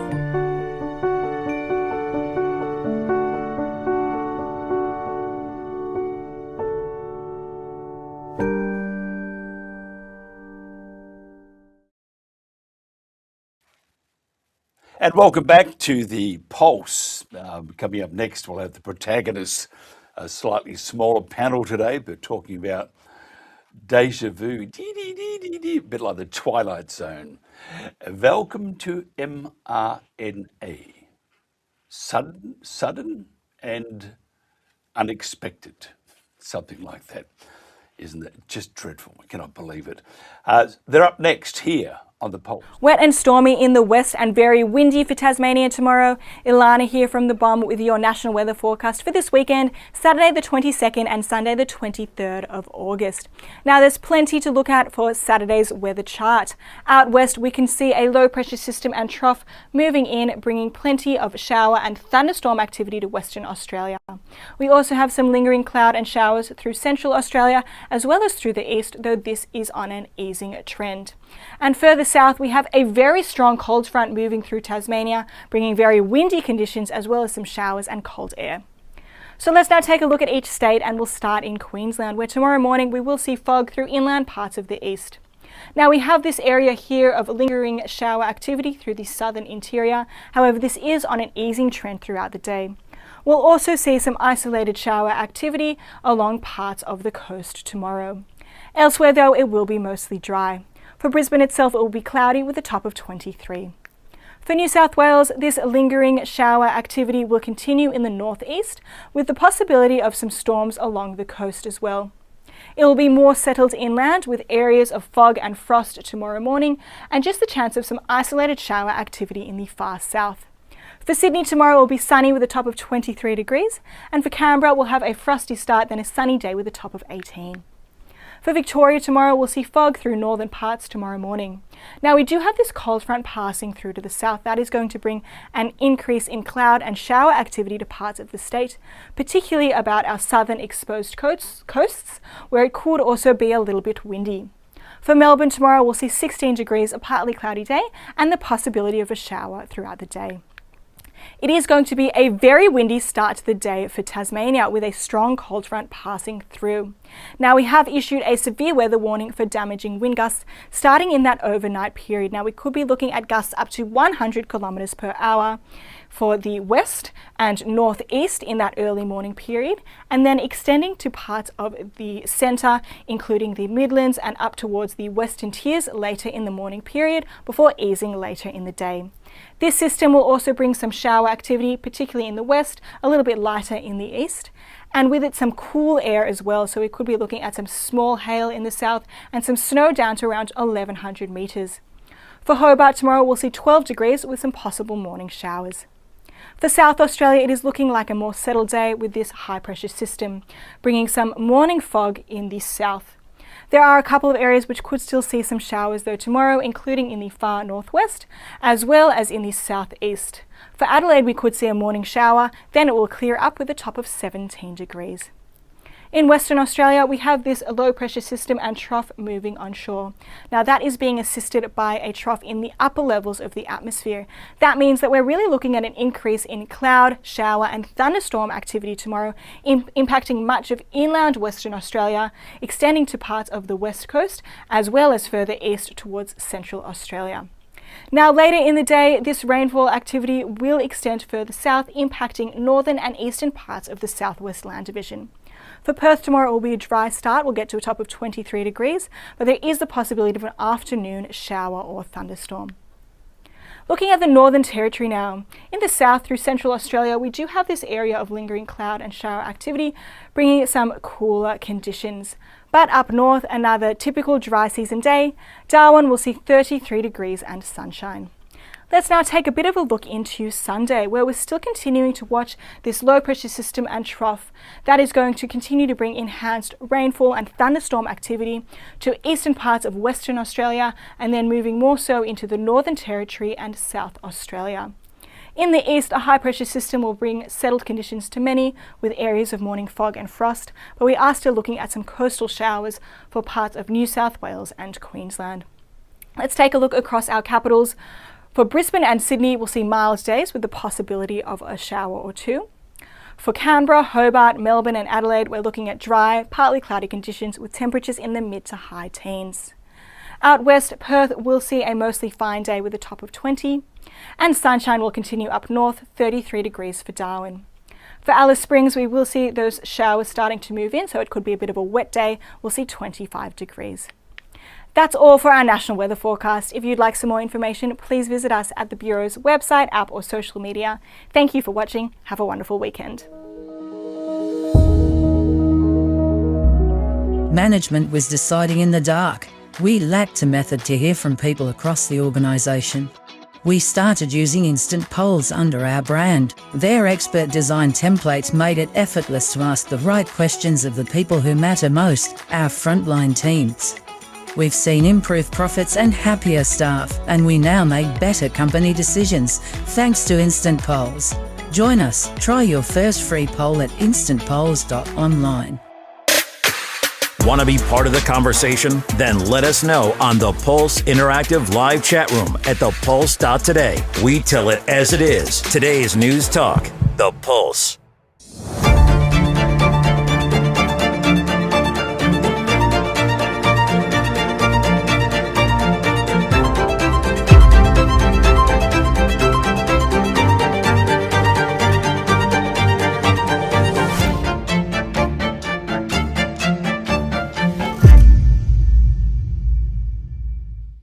And welcome back to The Pulse, the Protagonists, a star-studded lineup from one from Ireland, the other from Australia in Sydney town. Isn't it funny? Deja vu. Deja vu. Do you get the feeling that we've all been here before? mRNA vaccines. Now one for the flu has been approved by the FDA and mandated for US Navy personnel. Get the jab. Public health bureaucrats avoiding scrutiny, and government regulators such as the TGA refusing to produce documentation on their testing protocols.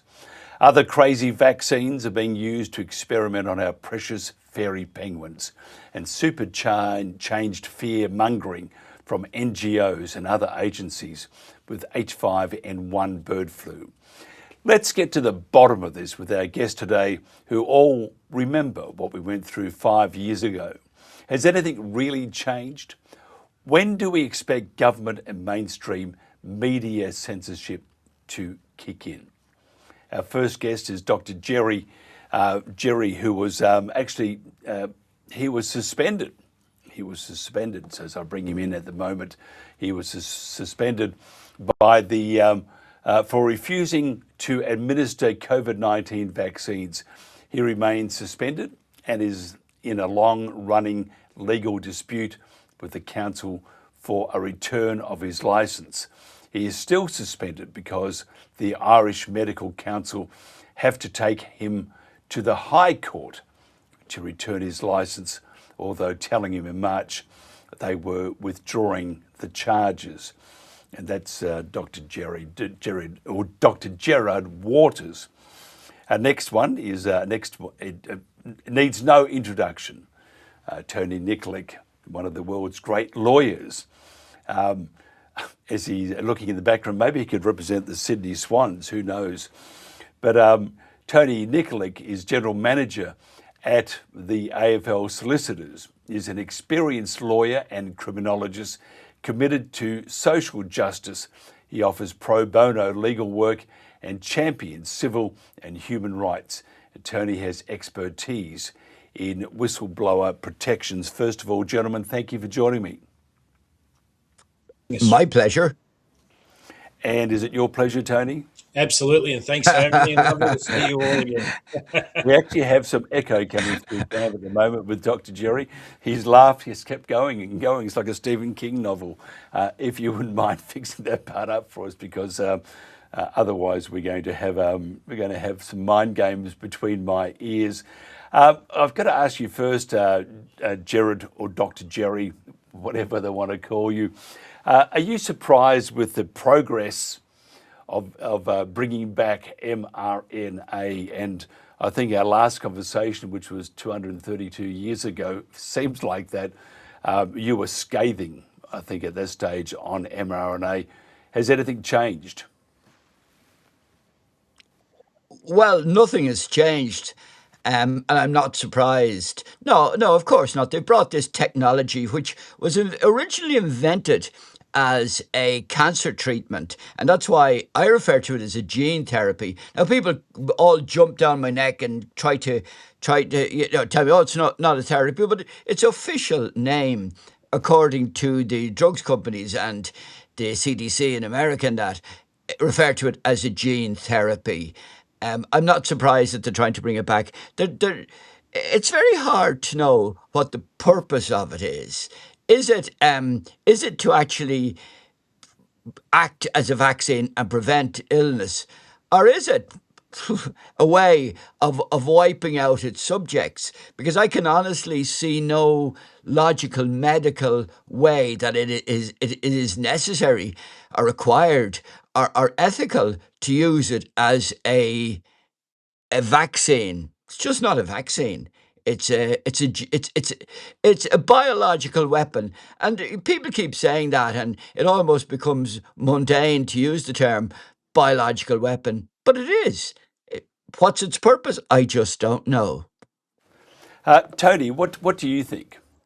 Well, the aspect about the mRNA, as everyone knows here in Australia anyway, I challenged it. I was the first lawyer in Australia. I could see straight off the bat that there was a problem.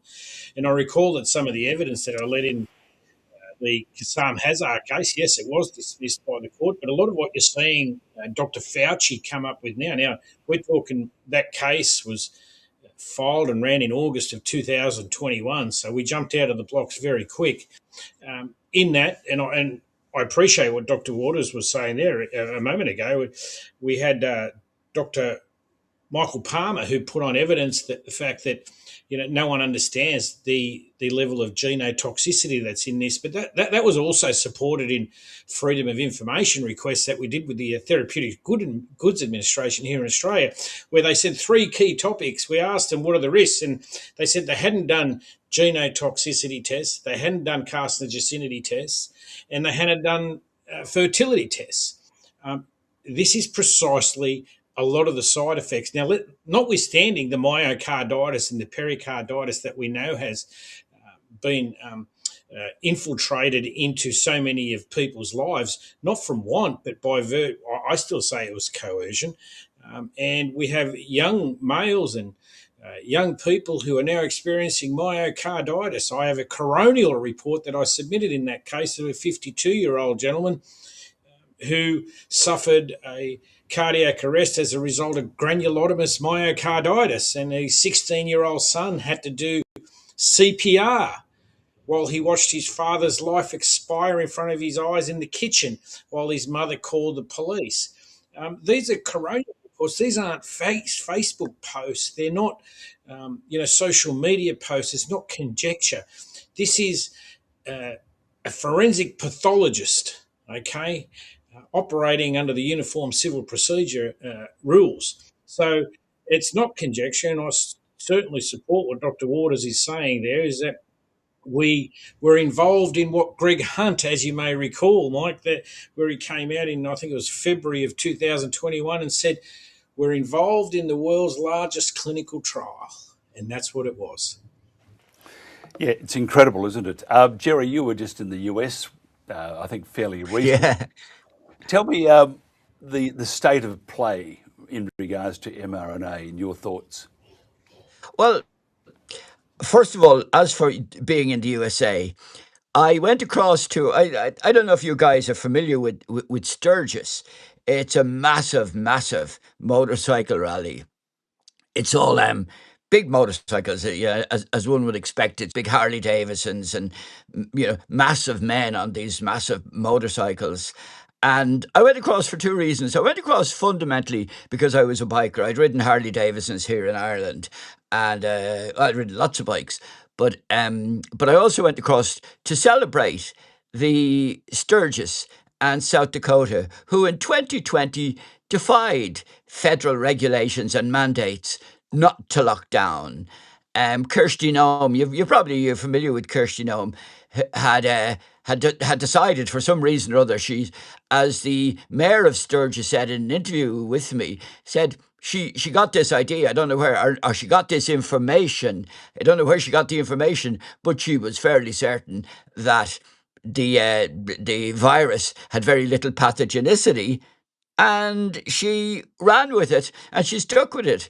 And as it transpires, South Dakota didn't lock down. They had their rally in 2020, massively successful. And since then, all the figures that have come back, all the statistics came back saying that Sturgis, with 500,000 people in close proximity, and these bikers are, hell bent on enjoying themselves. It was not a super spreading event. So it was brilliant. So that's South Dakota. What's the state of play? I met up with a Marine over there. He was my Uber driver, came to the airport, met up with him, showed him my card, had a chat, and he became my best friend.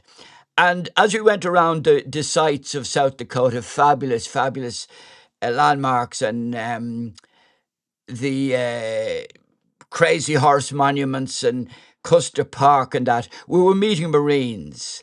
And these guys on the bikes have a Marine patch. And my Marine colleague or driver start chatting to them.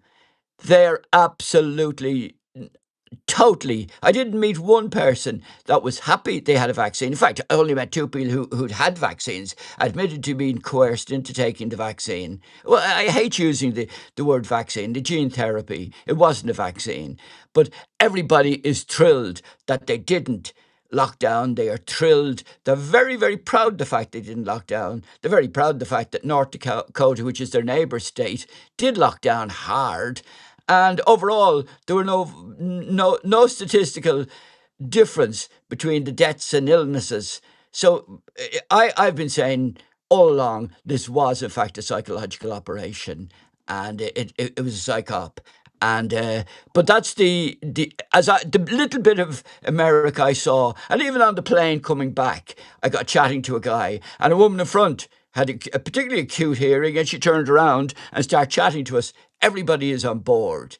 Literally on that plane they were on board, but they were very on board the idea that COVID was a pathogenic hoax, and the vaccination was a bad idea. Sorry for going on, Mike. You know I'll take over if I get half an opportunity.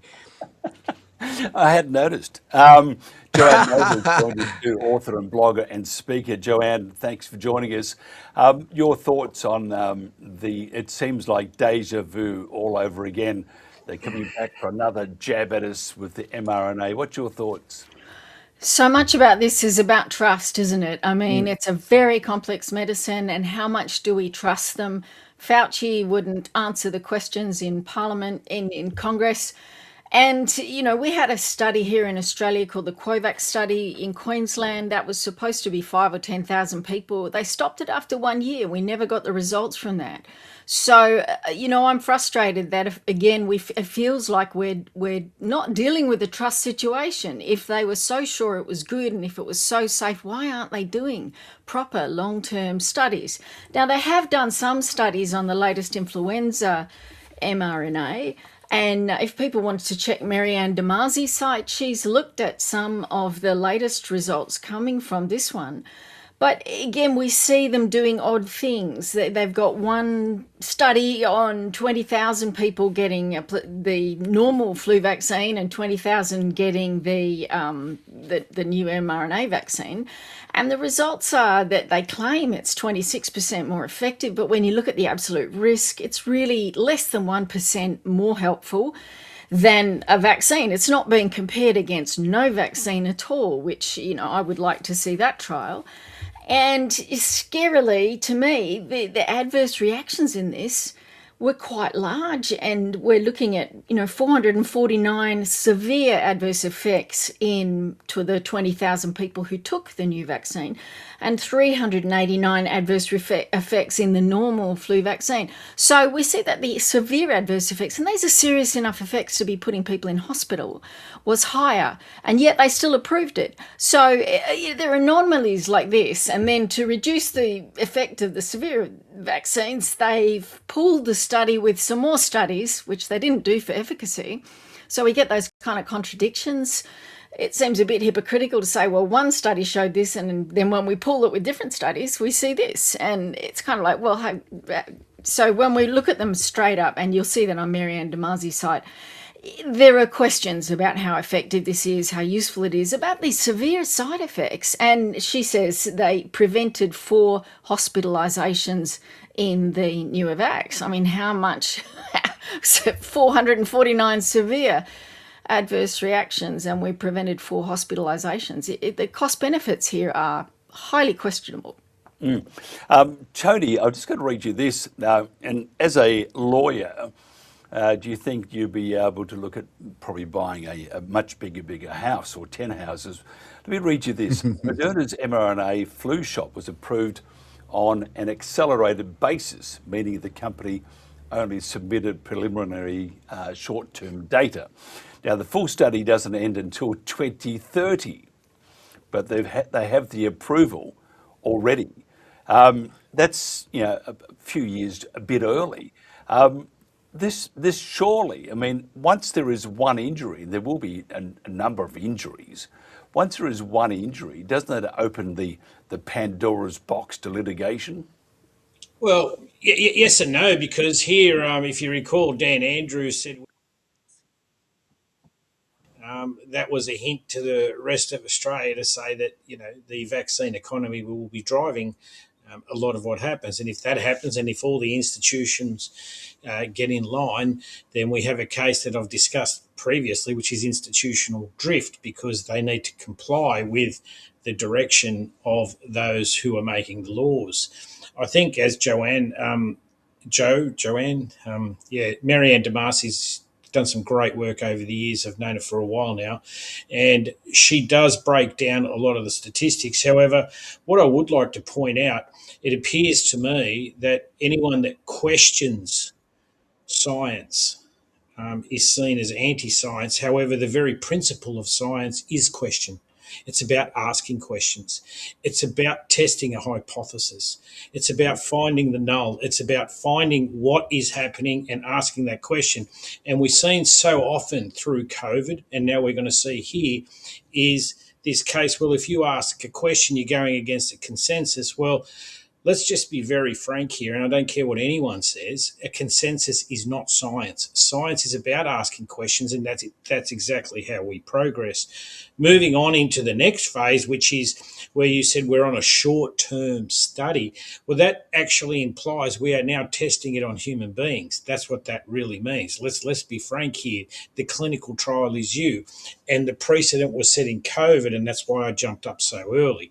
Now, the very principle of that is that in a clinical trial, you need participants who willingly come forward. Here we have a program, if you have a look at the National Immunisation Register, in which anyone that listened to my case in Kassam Hazard, yes, it was dismissed, but it was absolutely ridiculous because the representative of the Australian Immunisation Register, when he was asked in cross-examination, well, what do you mean by, a certain section of your affidavit?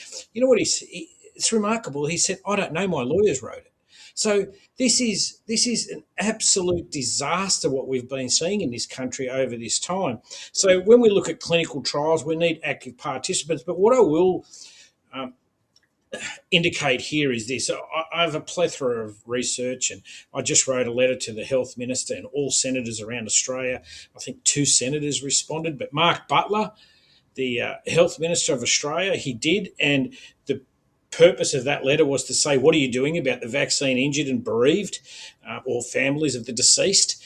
And the reason being because we had a an executive-based compensation scheme that ended in, I think it was September 2024. And I said, why don't you make it a statutory scheme that allows people to claim post that? Because you set the bar for compensation, and then you give it a finite timeline. The very executive that made the mandate is telling you how long you have to declare a compensation, but you also then need to come within the guidelines that is set by the executive, and they are denying more claims than they are accepting. Therefore, when you actually have a look at well over 140,000 registered adverse events, well, they're not registering as being a causation under the WHO guidelines, whereas the very WHO guidelines that I was referring to a moment ago superseded a coronial or a forensic pathologist report, which is the one I was speaking about. So here we have an executive setting the basis, setting the rules, and then overruling a judicial officer. That's a constitutional issue, and I raised that in my letter, and I find that to be a remarkable oversight by every institution. No one's talking about it. It's in my letter to all the senators all over Australia. No one's raised it. But one last point I want to raise, and it sort of ties on what Dr. Waters and Joe have been alluding to. I did a freedom of information on the Therapeutic Goods Administration last year about the hexavalent child vaccine. And I asked them, I said, can I get your studies that verify that this is safe and effective in children? They came back to me with one PDF link that came from Germany and said we were relying on sponsor data. Okay, so we're relying on sponsor data. Sponsor is the pharmaceutical company. And there's a PDF from Germany, and since then we've just rolled it out, and these kids in Australia have been told it's safe and effective. So what we do is we vaccinate en masse. If there's an adverse reaction, because it's hexavalent, look at it from a legal standpoint, and whether it's a medical or a legal standpoint, causation is so hard because they've mixed 6 injections in one. Which one was it that caused it, and what are the constituent ingredients of that one that may have caused that side effect? It is an absolute disaster, and kids are being experimented on. Dr. Waters, FDA data, RIA, the analysis sent to Secretary Kennedy, finds Moderna's mRNA flu shot approval should be immediately withdrawn. And yet we see exactly the opposite. What gives? Well, initially, everybody calls me Jerry.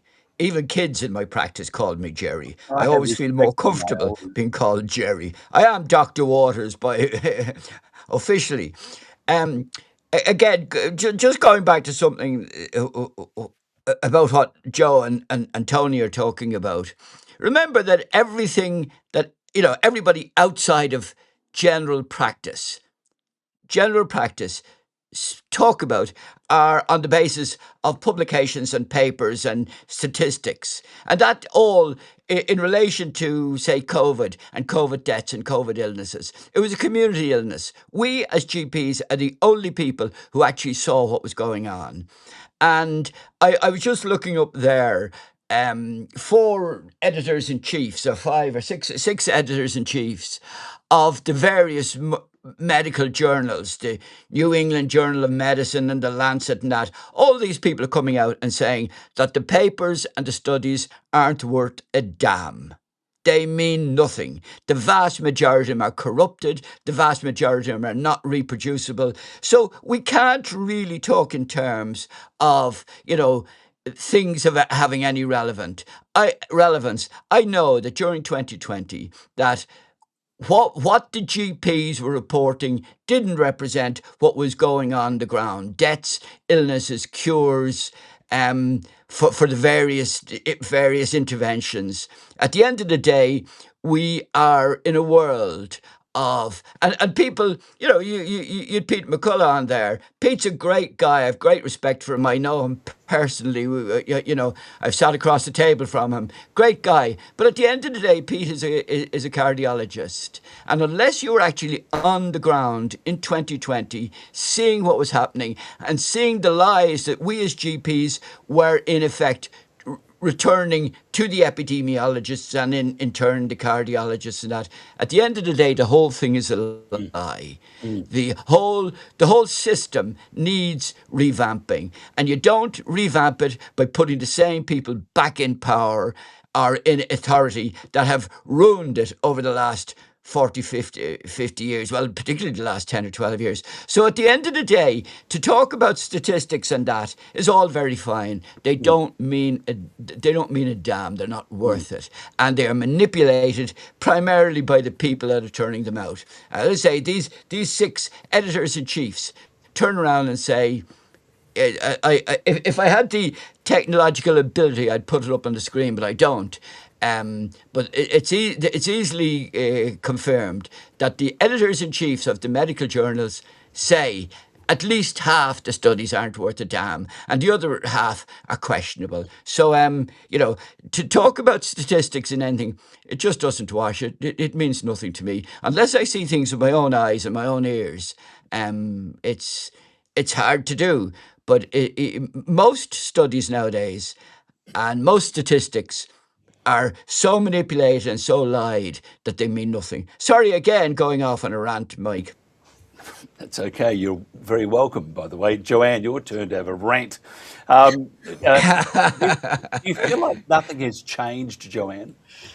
Well, Fauci, what else can I say? Fauci, where are the answers? Why is this man still able to say, I will not comment on Fifth Amendment? I mean, where is the justice in getting some answers? We know that he was aware that it may have been a bioweapon leak. We know the US has admitted they have 120 bioweapon labs around the world. Think about that. I mean, that's enormous. Why aren't we discussing this on the news and talking about the risk of playing these games, these gain of function tricks with viruses?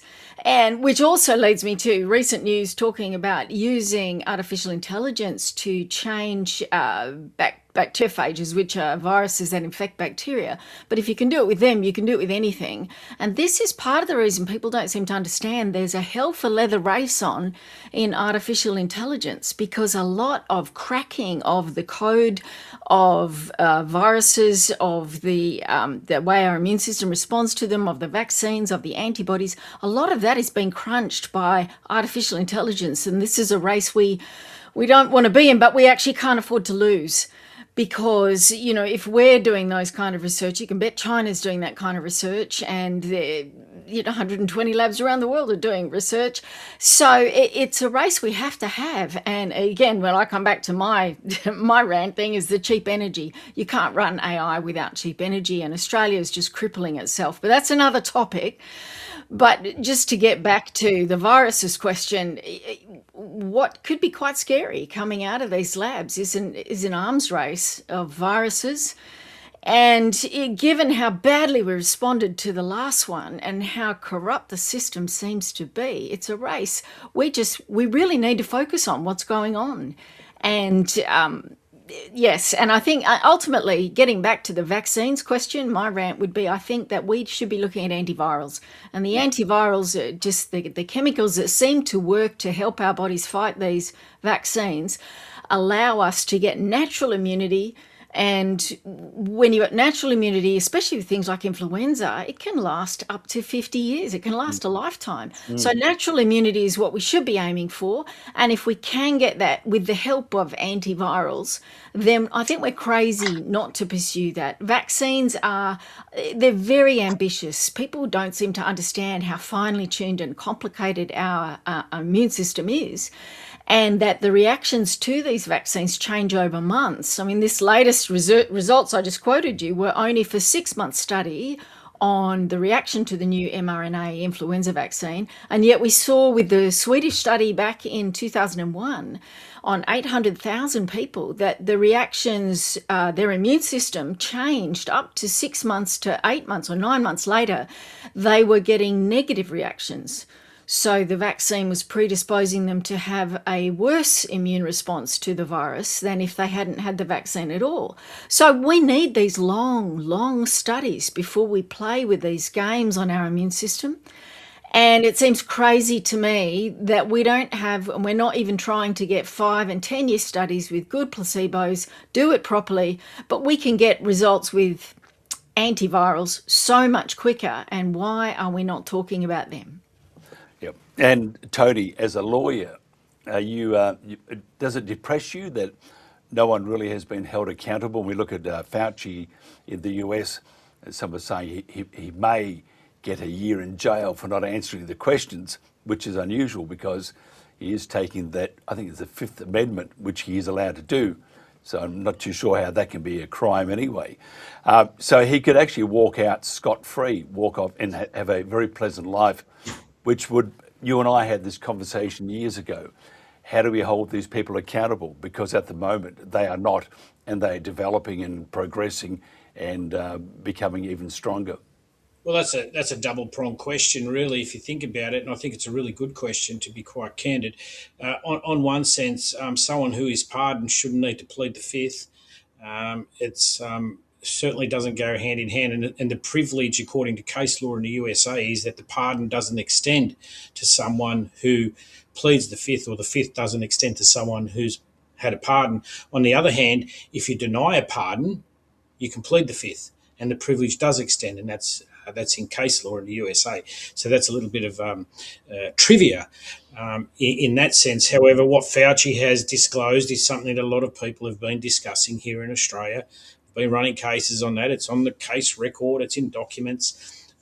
But one thing I will like to say here is this: is I sat with Senator Ron Johnson last September in the Senate Hart building over there in the USA in Washington, D.C., and I sat in the front row during one of the COVID inquiries there, and I want to thank everyone, Toby Rogers and those who are Aaron Siri and all those guys. We sat there together, and the issues with respect to that is, I know discussing this with Senator Johnson is this idea of a bioweapon. It is not a fanciful thing, because when it's created, and it's created in a lab, and we use this term called gain of function, which everyone is talking about, but everyone's forgotten about the seamless ligation. Seamless ligation is that aspect of where you can re-edit the DNA, and the best way I can put that in a very simplistic term is you've got a book, it's got chapters. You have the ability to get in there and cut certain pages out of those chapters and seamlessly put it together. So now when you look at it, the book reads as though it is one complete book with a flowing chapter, where in other words, what it really does, now when you send it into a lab, now you can give that a gain of function. Okay, now gain of function we can't say it's always used for bad things, because I'm sure it can be used for good things, but where it's used in a biological weapon status, that is something where we're actually gaining the function of something that can be used for malicious purposes. That, in my view, should be defined and come under the Bioweapons Treaty, and indeed be prosecuted by anyone irrespective of a pardon. What I will like to say is, during the COVID period, we spoke about antivirals. Joe was talking about antivirals, and Dr. Waters. There was a dentist who was hospitalised here in New South Wales. I ran an urgent injunction on a public holiday before Justice Rothman. It wasn't reported, despite the fact of its significance. That injunction consisted of me going in there and bringing in some of the doctors. One of those was Professor Bhattacharya, by the way, and he was an expert in that case, and we did some affidavits. Essentially, this gentleman had been on a respirator for 3 months. He was given according to the emergency interventionist at St George Hospital, he was given between 4 to 48 hours to live. And so I said to the legal team and myself said to Justice Rothman, well, we've got nothing to lose. The evidence of the interventionist, emergency interventionist, and we're not implying any wrongdoing here whatsoever, but the evidence was he's going to die, right? So let us bring our doctors in here and let us bring some alternative treatments, and let's look at that treatment regime. Well, within 3 days or so, he was off the respirator. Did anyone talk about that? This is early in COVID. This guy is now alive. They invite me every couple of months. They invite me around the dinner table, and his wife and his daughter cry. And they say, the daughter's saying my father's here, and the wife is saying my husband's here only because you believed in this. But I didn't believe in something. I believed in science, and I believed that there were alternatives out there that, if given an opportunity and a chance, could save lives. And I sit there and I wonder, how is it that so many other people died on these respirators, not just here in Australia, but all around the world? That is a classic example, and as I guess scientists would call it anecdotal, but someone is alive as a result of that, and we didn't explore that. Now, Brian Tyson, in the case of Kassam, put in 5,994 frontline trauma clinical patient summaries. Out of that number, 4 people, I believe, had passed away. Half of them, of the 5,900, were vaccinated. 5,000, sorry, of that 5,994, the other half were unvaccinated. So what we said in the Kassam case was there is no difference between the vaccinated and unvaccinated, and this is frontline trauma at a time when people are saying, well, we don't know what was that. We knew what was happening. We knew what was working. It was being silenced. It was being censored. And there is the problem. Is it a case of mass corruption? Is it a case that all this censorship was planned? Is it a case that all these people have got together and said, well, how do we unify ourselves under this, follow the science, and that is the consensus? Because it's not science. That's not science. That's the GIGO principle, and that's garbage in will give you garbage out. Yeah, thank you for that too. Jerry, Marty McCary resigned as FDA Commissioner in May 2026 after a rocky tenure, to say the least. Now, his exit followed public clashes and pressure over issues like flavoured vape approvals and policy decisions. Dr. Tracy Beth Hogue, the FDA's top drug regulator, was dismissed in May 2026 after declining to resign. This reflects a widening internal turmoil at the agency. It doesn't augur well for the future. What the hell is wrong with Kennedy and Trump? Yeah, again, talking to the Americans and, chatting about this for the last week, nobody really knows. The fact of the matter is nobody knows. Everybody believes that both Trump and, the likes of Kennedy and Kirsty Noem and that, and these people have been sort of sidelined. They believe, as I say, again, it's all for going from person to person, they've got different beliefs. But overall, everybody believes that there is so much corruption and there's so much pressure being put on Trump and put on Kennedy and Tulsi Gabbard and various different people over there that it's they don't know exactly what the pressure is, but there's massive political, financial. Even, people are kind of saying they're afraid of being assassinated because if they could get to Charlie Kirk and that, it's all, there's a huge diversity of opinion in the States. The one thing I didn't hear over there was the 4 of us are sitting here and we can't talk about the heinous crime of COVID over the last 6 years without bringing in the United States. The reality of it is the United States was in effect the pivotal point, was the ground zero of COVID. And I didn't hear one American doctor, one American anybody apologising to the world for that. I'm a bit surprised that nobody is. I'm Irish, so I don't have to apologise. There again, us Irish, we don't apologise for anything, because we were right all the time. But not one American had actually come and stood up on a stage and said, "I'd like to apologise on behalf of the American state, the DARPA, the American State Department, or the medical profession." I've been hugely disappointed none of them said, because they have to take responsibility for this massive crime. Getting back to, what was it all about? It was a pathogenic hoax. I, as a GP, knew with absolute certainty from February, March 2020, there was nothing in my community. I don't know about South Dakota. I don't know about any place, Tasmania or Australia or any place else, but I do know in Ireland there was nothing there. I was ringing around my colleagues asking, what are you seeing? What are you seeing? What are you seeing? Nothing. I got 100% success rate, cure rate, doing what I had done for the previous 40 years as a GP in interventions in viral infections. I did exactly what I'd done. No magic repurposed drugs, no need for them. I had not got one particularly sick patient. I had not got one dead patient. I had not got one admission to a hospital. And I had a busy practice, believe it or not. And talking to my colleagues, it just wasn't happening. It was a hoax. And based on the PCR, which again, as Carrie Mullis said, it should not be screened. It was massively overcycled.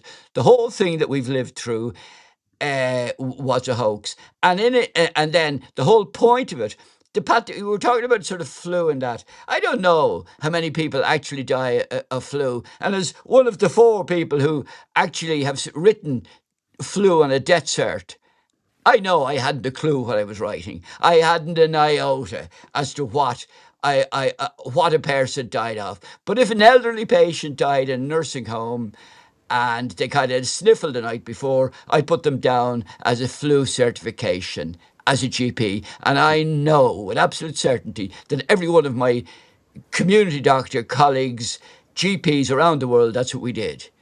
And in the absence of a death cert, we've no idea. So the question really is, what are we treating? Are there such a thing as flu deaths? I don't know. And as I said, I've been a GP for 40 years. If I don't know, how does anybody else know? And discussing with doctors, we have no idea. So the question really is, what are we trying to treat with any vaccine? What are we trying to treat with any antiviral? Now, I agree with Joe. Yeah, the road to go down would be to, you've got to identify what is causing problems. What is the pathogenicity of these things? And then zero in on antivirals that will prevent them. But that's not where the money is. The money, because I keep saying, and I said it a dozen times in the US last week, I said it 100 times, 85% of things get better in spite of us as a GP. And that's where it all starts. I don't care what anybody says. The hospital doctors only get in on it when we make a cock up or we can't diagnose or that. But it's a very, very small proportion of medicine. And the money primarily is administering things either to massive numbers of people or long-term, expensive drugs long-term. It's a very, very complex world. And the problem here sitting, and as Tony and Joe mentioned things, my mind is spinning into in different directions, and that's why I shoot off on tangents, because it is so complex. But at the end of the day, the question has to be, how pathogenic, how likely is a disease state to cause death and injuries? It's massively inflated sometimes. As I say, I don't even know if people ever die of the flu, and then people start quoting the Spanish flu and that. Again, remember back then, treatments were bloodletting and purges. There were no antibiotics at that, So all these things are totally distorted. Again, sorry about shooting off on a tangent, Mike. I know I didn't answer your question, or maybe I did. I don't even know what your question was, quite frankly. But it was very interesting, I have to say, regardless what you're talking about. I've just got to ask you, Joanne. Well, Mike, the idea is to try and lighten these things. Here in Ireland, this hour of the morning, we have to get up to a sort of a light and airy chat. Well, you normally are up at the crack of midday. I know that. Yeah. Look, Joanne, I like to get an early start at midday. That's great, for an early opener. Alex Antic, Joanne, has already clashed with the TGA to find out more about the testing of the new vaccine. Tell me more. I mean, what's the problem with this? Because, again, he's walking in, it's like deja vu, walking into a brick wall.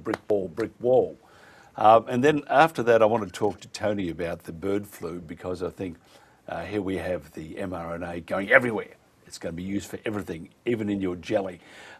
Joanne, tell me about Alex Antic and why he's having so much trouble getting information from the TGA? Well, there a study showing the TGA, I think, was getting 96% of its funding from or via the pharmaceutical companies, in the sense that it was the pharmaceutical companies funding the studies that the TGA was quoting and talking about. And we saw in 2001 the TGA banned ivermectin and did that on the basis that if it was available, people were choosing not to get the vaccine. My problem with this is free agents. We should be able to choose the medicine, which our doctors should be free to speak. And, so the TGA seems to not be choosing the things that we would like it to be assessing. And there's very little focus on the TGA, which, I feel is a real shame, because to me that was always crazy logic to ban essentially safe treatments, because people may choose not to get the vaccine if they felt they had a safe treatment. Again, we come back to vitamin D and the fact that we've known for years that this helps in these kind of infections. It's intrinsically very safe, and yet again, we didn't have clinics in car parks to hand out free bottles of vitamin D, but we had clinics in car parks to hand out vaccines for free, which obviously we're all paying for some other way. And, my frustration is we should be looking at these natural treatments always and first, and vitamin deficiencies and mineral deficiencies, and getting to those and solving those before we start subsidising the big money, expensive and not long studied drugs. So, good on Alex Antic for asking the questions that should have been asked by most of our media way back 4 or 5 years ago. So, yes, I'm frustrated too. And so glad that some of our elected representatives are asking the questions. And I mean, on the other topic, in terms of the flu, I'll say people may not want to hear, but in Australia, my experience, unlike Jerry's, I had no direct experience with the virus at all for nearly 2 years. Here in Western Australia, we just shut the borders. We had no disease. We didn't need the lockdowns. We didn't need the masks, and we didn't need the vaccines, although they did force them on us in the end anyway, because there was no virus. And my solution would have been just to stop the virus getting out of China, stop the flights, leave all bioweapons in the place that leaked them, and don't let them into your country as the best way to deal with these issues until you know more. And so I'm a bit of a hard borders girl. When we look at the data, and all this data needs to be questioned, but we look at the data in Australia, and the death rate from influenza was COVID was an extraordinary 3% in that first year, which is unbelievably big and probably exaggerated because it mostly seemed to hit nursing homes. But again, the PCR test, which was overdone in so many countries and overcycled, here in Australia, we got down to one positive result for every 3,000 to 5,000 tests. So we had the opposite problem. We were throwing buckets of money at testing and hardly getting any positive results. So they weren't overcycling here, and we could be sure of the cases at least had the virus. But, again, so difficult to know how to interpret this, except I do think that the initial version of that SARS virus was quite dangerous. And of course, by the time Omicron came, we saw it was very different. But and to Jerry's effect, yes, we didn't see anyone here get sick because there was no virus here at all. But just to put the other angle through, hard borders, and I think that's a side that we could talk about that too. I think it's a very useful reaction when it's a bioweapon, which may have long-term health effects, unfortunately, which may take decades to unfold. If we are fighting the Third World War with bioweapons, I think we need to get a smart reaction to the threat of bioweapons before they become more of a problem. And how will they control it if they're not going to be able to control it?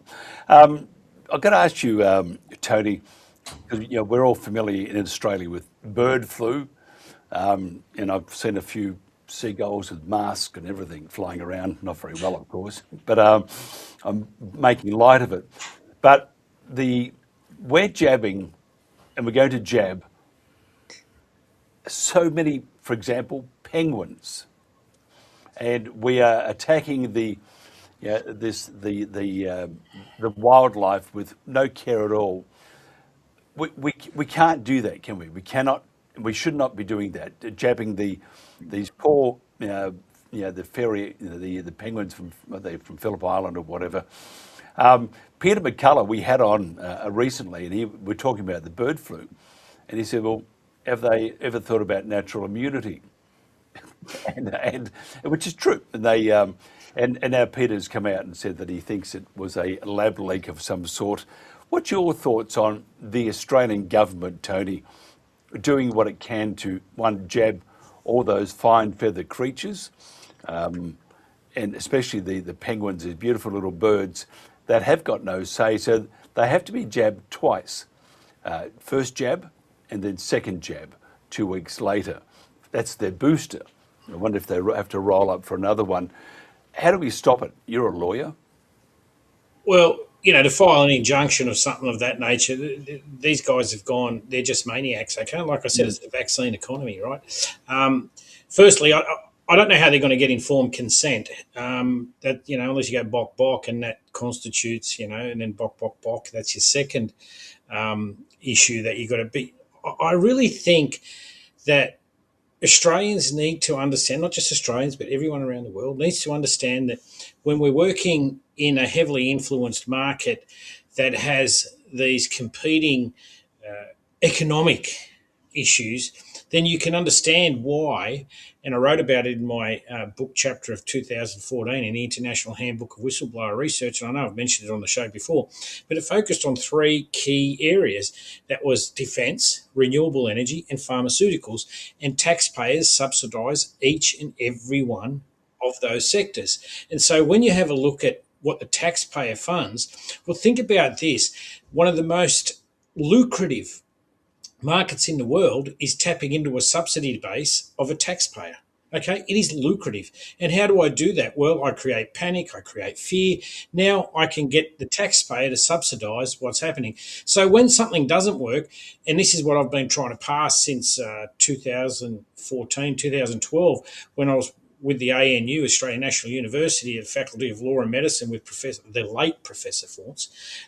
He was such a lovely man. We were talking about nanotechnologies and that all the way back then.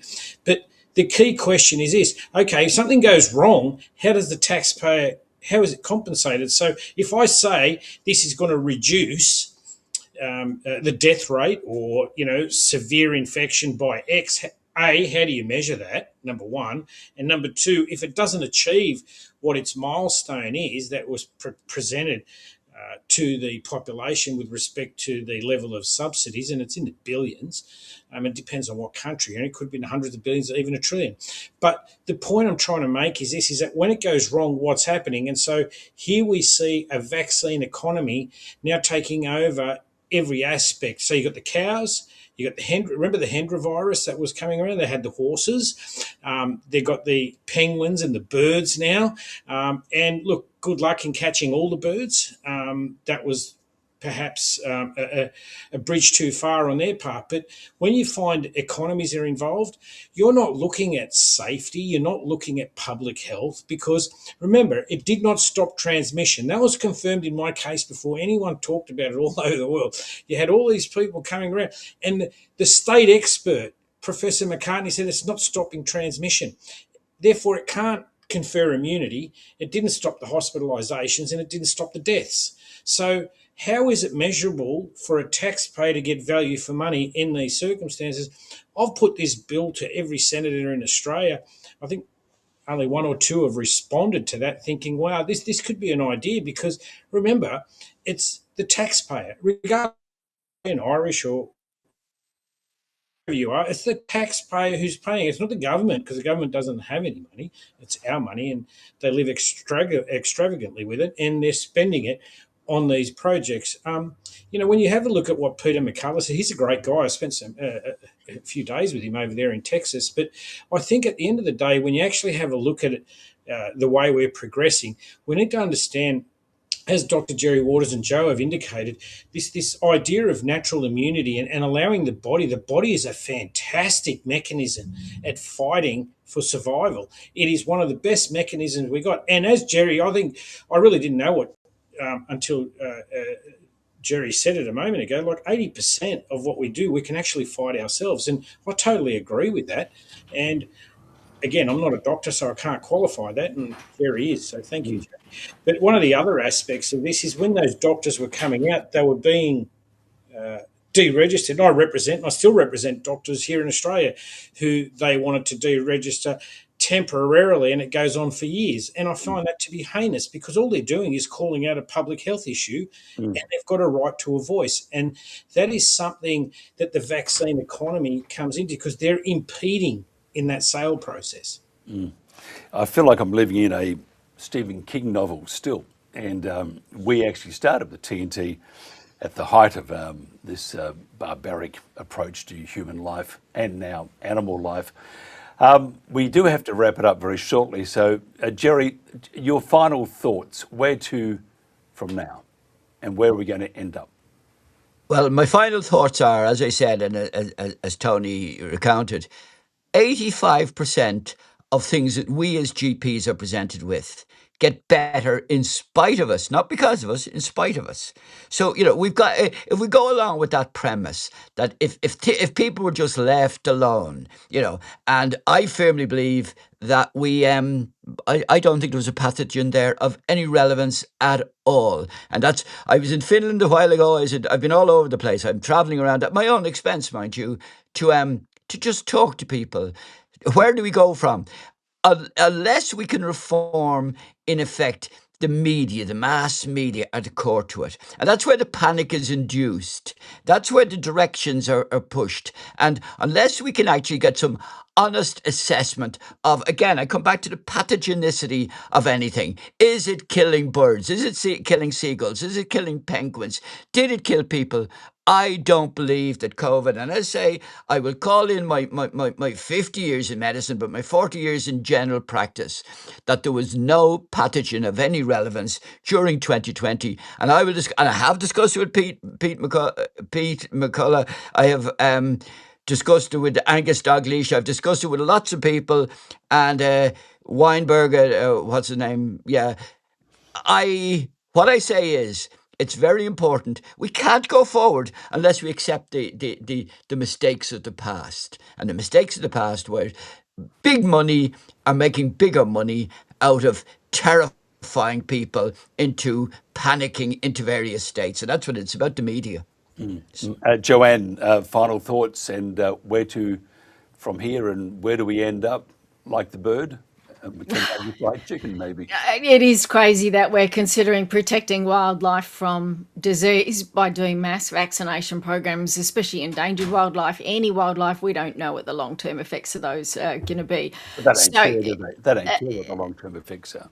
I just dread to think what might happen and what might result from this. Infections that they would always have come across new pandemics, H5N1, just different variants of influenza, and we need those survivors to survive. It is an information war, as Jerry said, and I think the most important thing people should leave this conversation with and remember is we need to shore up our lines of communication. They win every time a propaganda story goes unquestioned, goes unremarked, and spreads. And obviously it's very hard to get our message out, but every person we tell, every message we send, it helps to spread the word that there is another side to the story. It helps to open people's eyes to the fact that the media is feeding them a very one-sided loop. And so information is our friend. So everything we can do to get the word out. Thank you, Mike. Is a great thing. Thank you. And Tony Nicoli, as always, you have the final say. The courtroom is yours, sir. Well, thank you.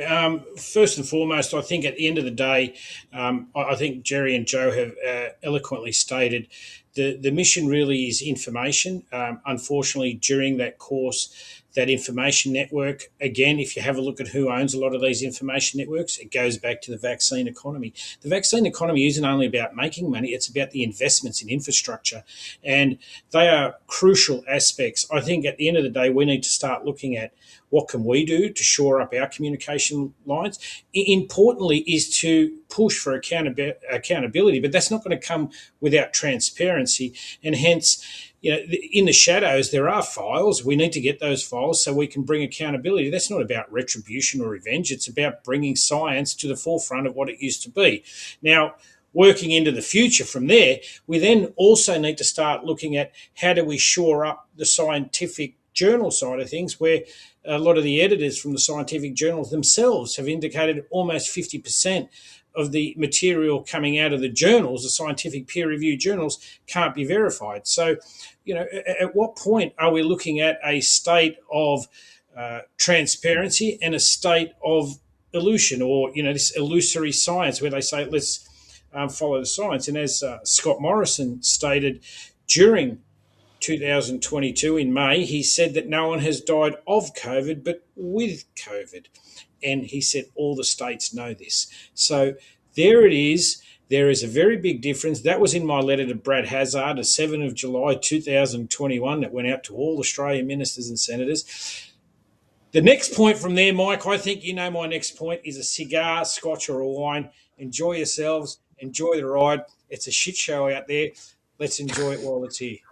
Well, I like the idea, not the cigar because I will die, but good whiskey, Lapthrog. Jerry, would you recommend a Lapthrog? And if you do, that's great news. If you don't, I'm not taking any notice of you. But if you're ignoring me anyway, Mike. But what if somebody wants to find out more about you besides you buying the next round of Lapthrog? Oh, well, hold on. I've been suspended by the medical council. I've no earning potential, so I will have to sponge off the rest of you. I've spent my life sponging off people, but I'm on Twitter. I've got 56,000 followers on Twitter, and it's Dr. Gerard Waters, O'Tourisk, Oturisk, and. That's where where if you want to find out about the rubbish that I talk about, or the rubbish that I spew out, that's where you can find me. It's not spewing; it's actually very valuable, and I thank you for your time, Joanne, author, blogger, speaker. First of all, would you recommend a whiskey? And secondly, how do they find out more about you? Oh, look, I'm a dark chocolate girl, so that's the answer to everything. And not 42, dark chocolate. I blog at joannenova.com.au. So you just Google Jo Nova, you'll find me and all the people who hate me, and live off donations, and have done for 18 years now. It's the underworld of science, commenting on the things that are not popular, not fashionable, and happy to get questions from anyone on the blog. Thank you so much, and we must do that again too. I appreciate your time. And Tony Nikolic, you mentioned Scotch. What sort of whiskey are we drinking tonight? A nice from the Spey River single malt. That's what I'm thinking. But it might be a red wine. It might be a nice Pinot Noir. So I'm still to decide on that one. But again, it's just to wind down after a big week. I don't usually drink, but after a big week, I don't mind that. Except at breakfast. What about only on days that end in Y? I won't drink any other day. Good on you, Tony. Love you forever. Dr. Jerry Waters, Tony Nikolic and Joanne Nova, thank you so much for being part of the Protagonists. And that's about it for me for the week. Short week, but it feels like a very long one because we're doing all the work behind the scenes. And the new look for the Pulse, hope you appreciate it. It's been a fantastic journey. And I sort of feel that we're coming back anyway. Head down, backside up, as they would say, and just watch out for the doctor with those gloves when you bend over. Have a great weekend. There's Jerry. That's right. Look, I'm not going to go there at all. That's it. I will catch you again on Monday. Thank you so much. Have a great weekend. This has been The Pulse, and this is The Protagonist.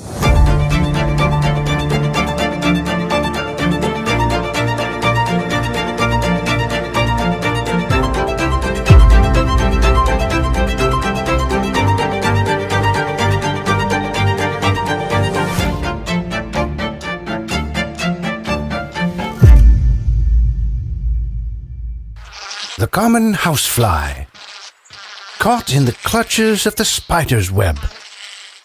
Every move it makes just makes matters worse. Then dinner time. Feast on the captivating stories, videos, and helpful information on our website. Whoa. Dinner's ready. Oh, man. Escape is futile. Just one more video. Get stuck in our web at thepulse.today.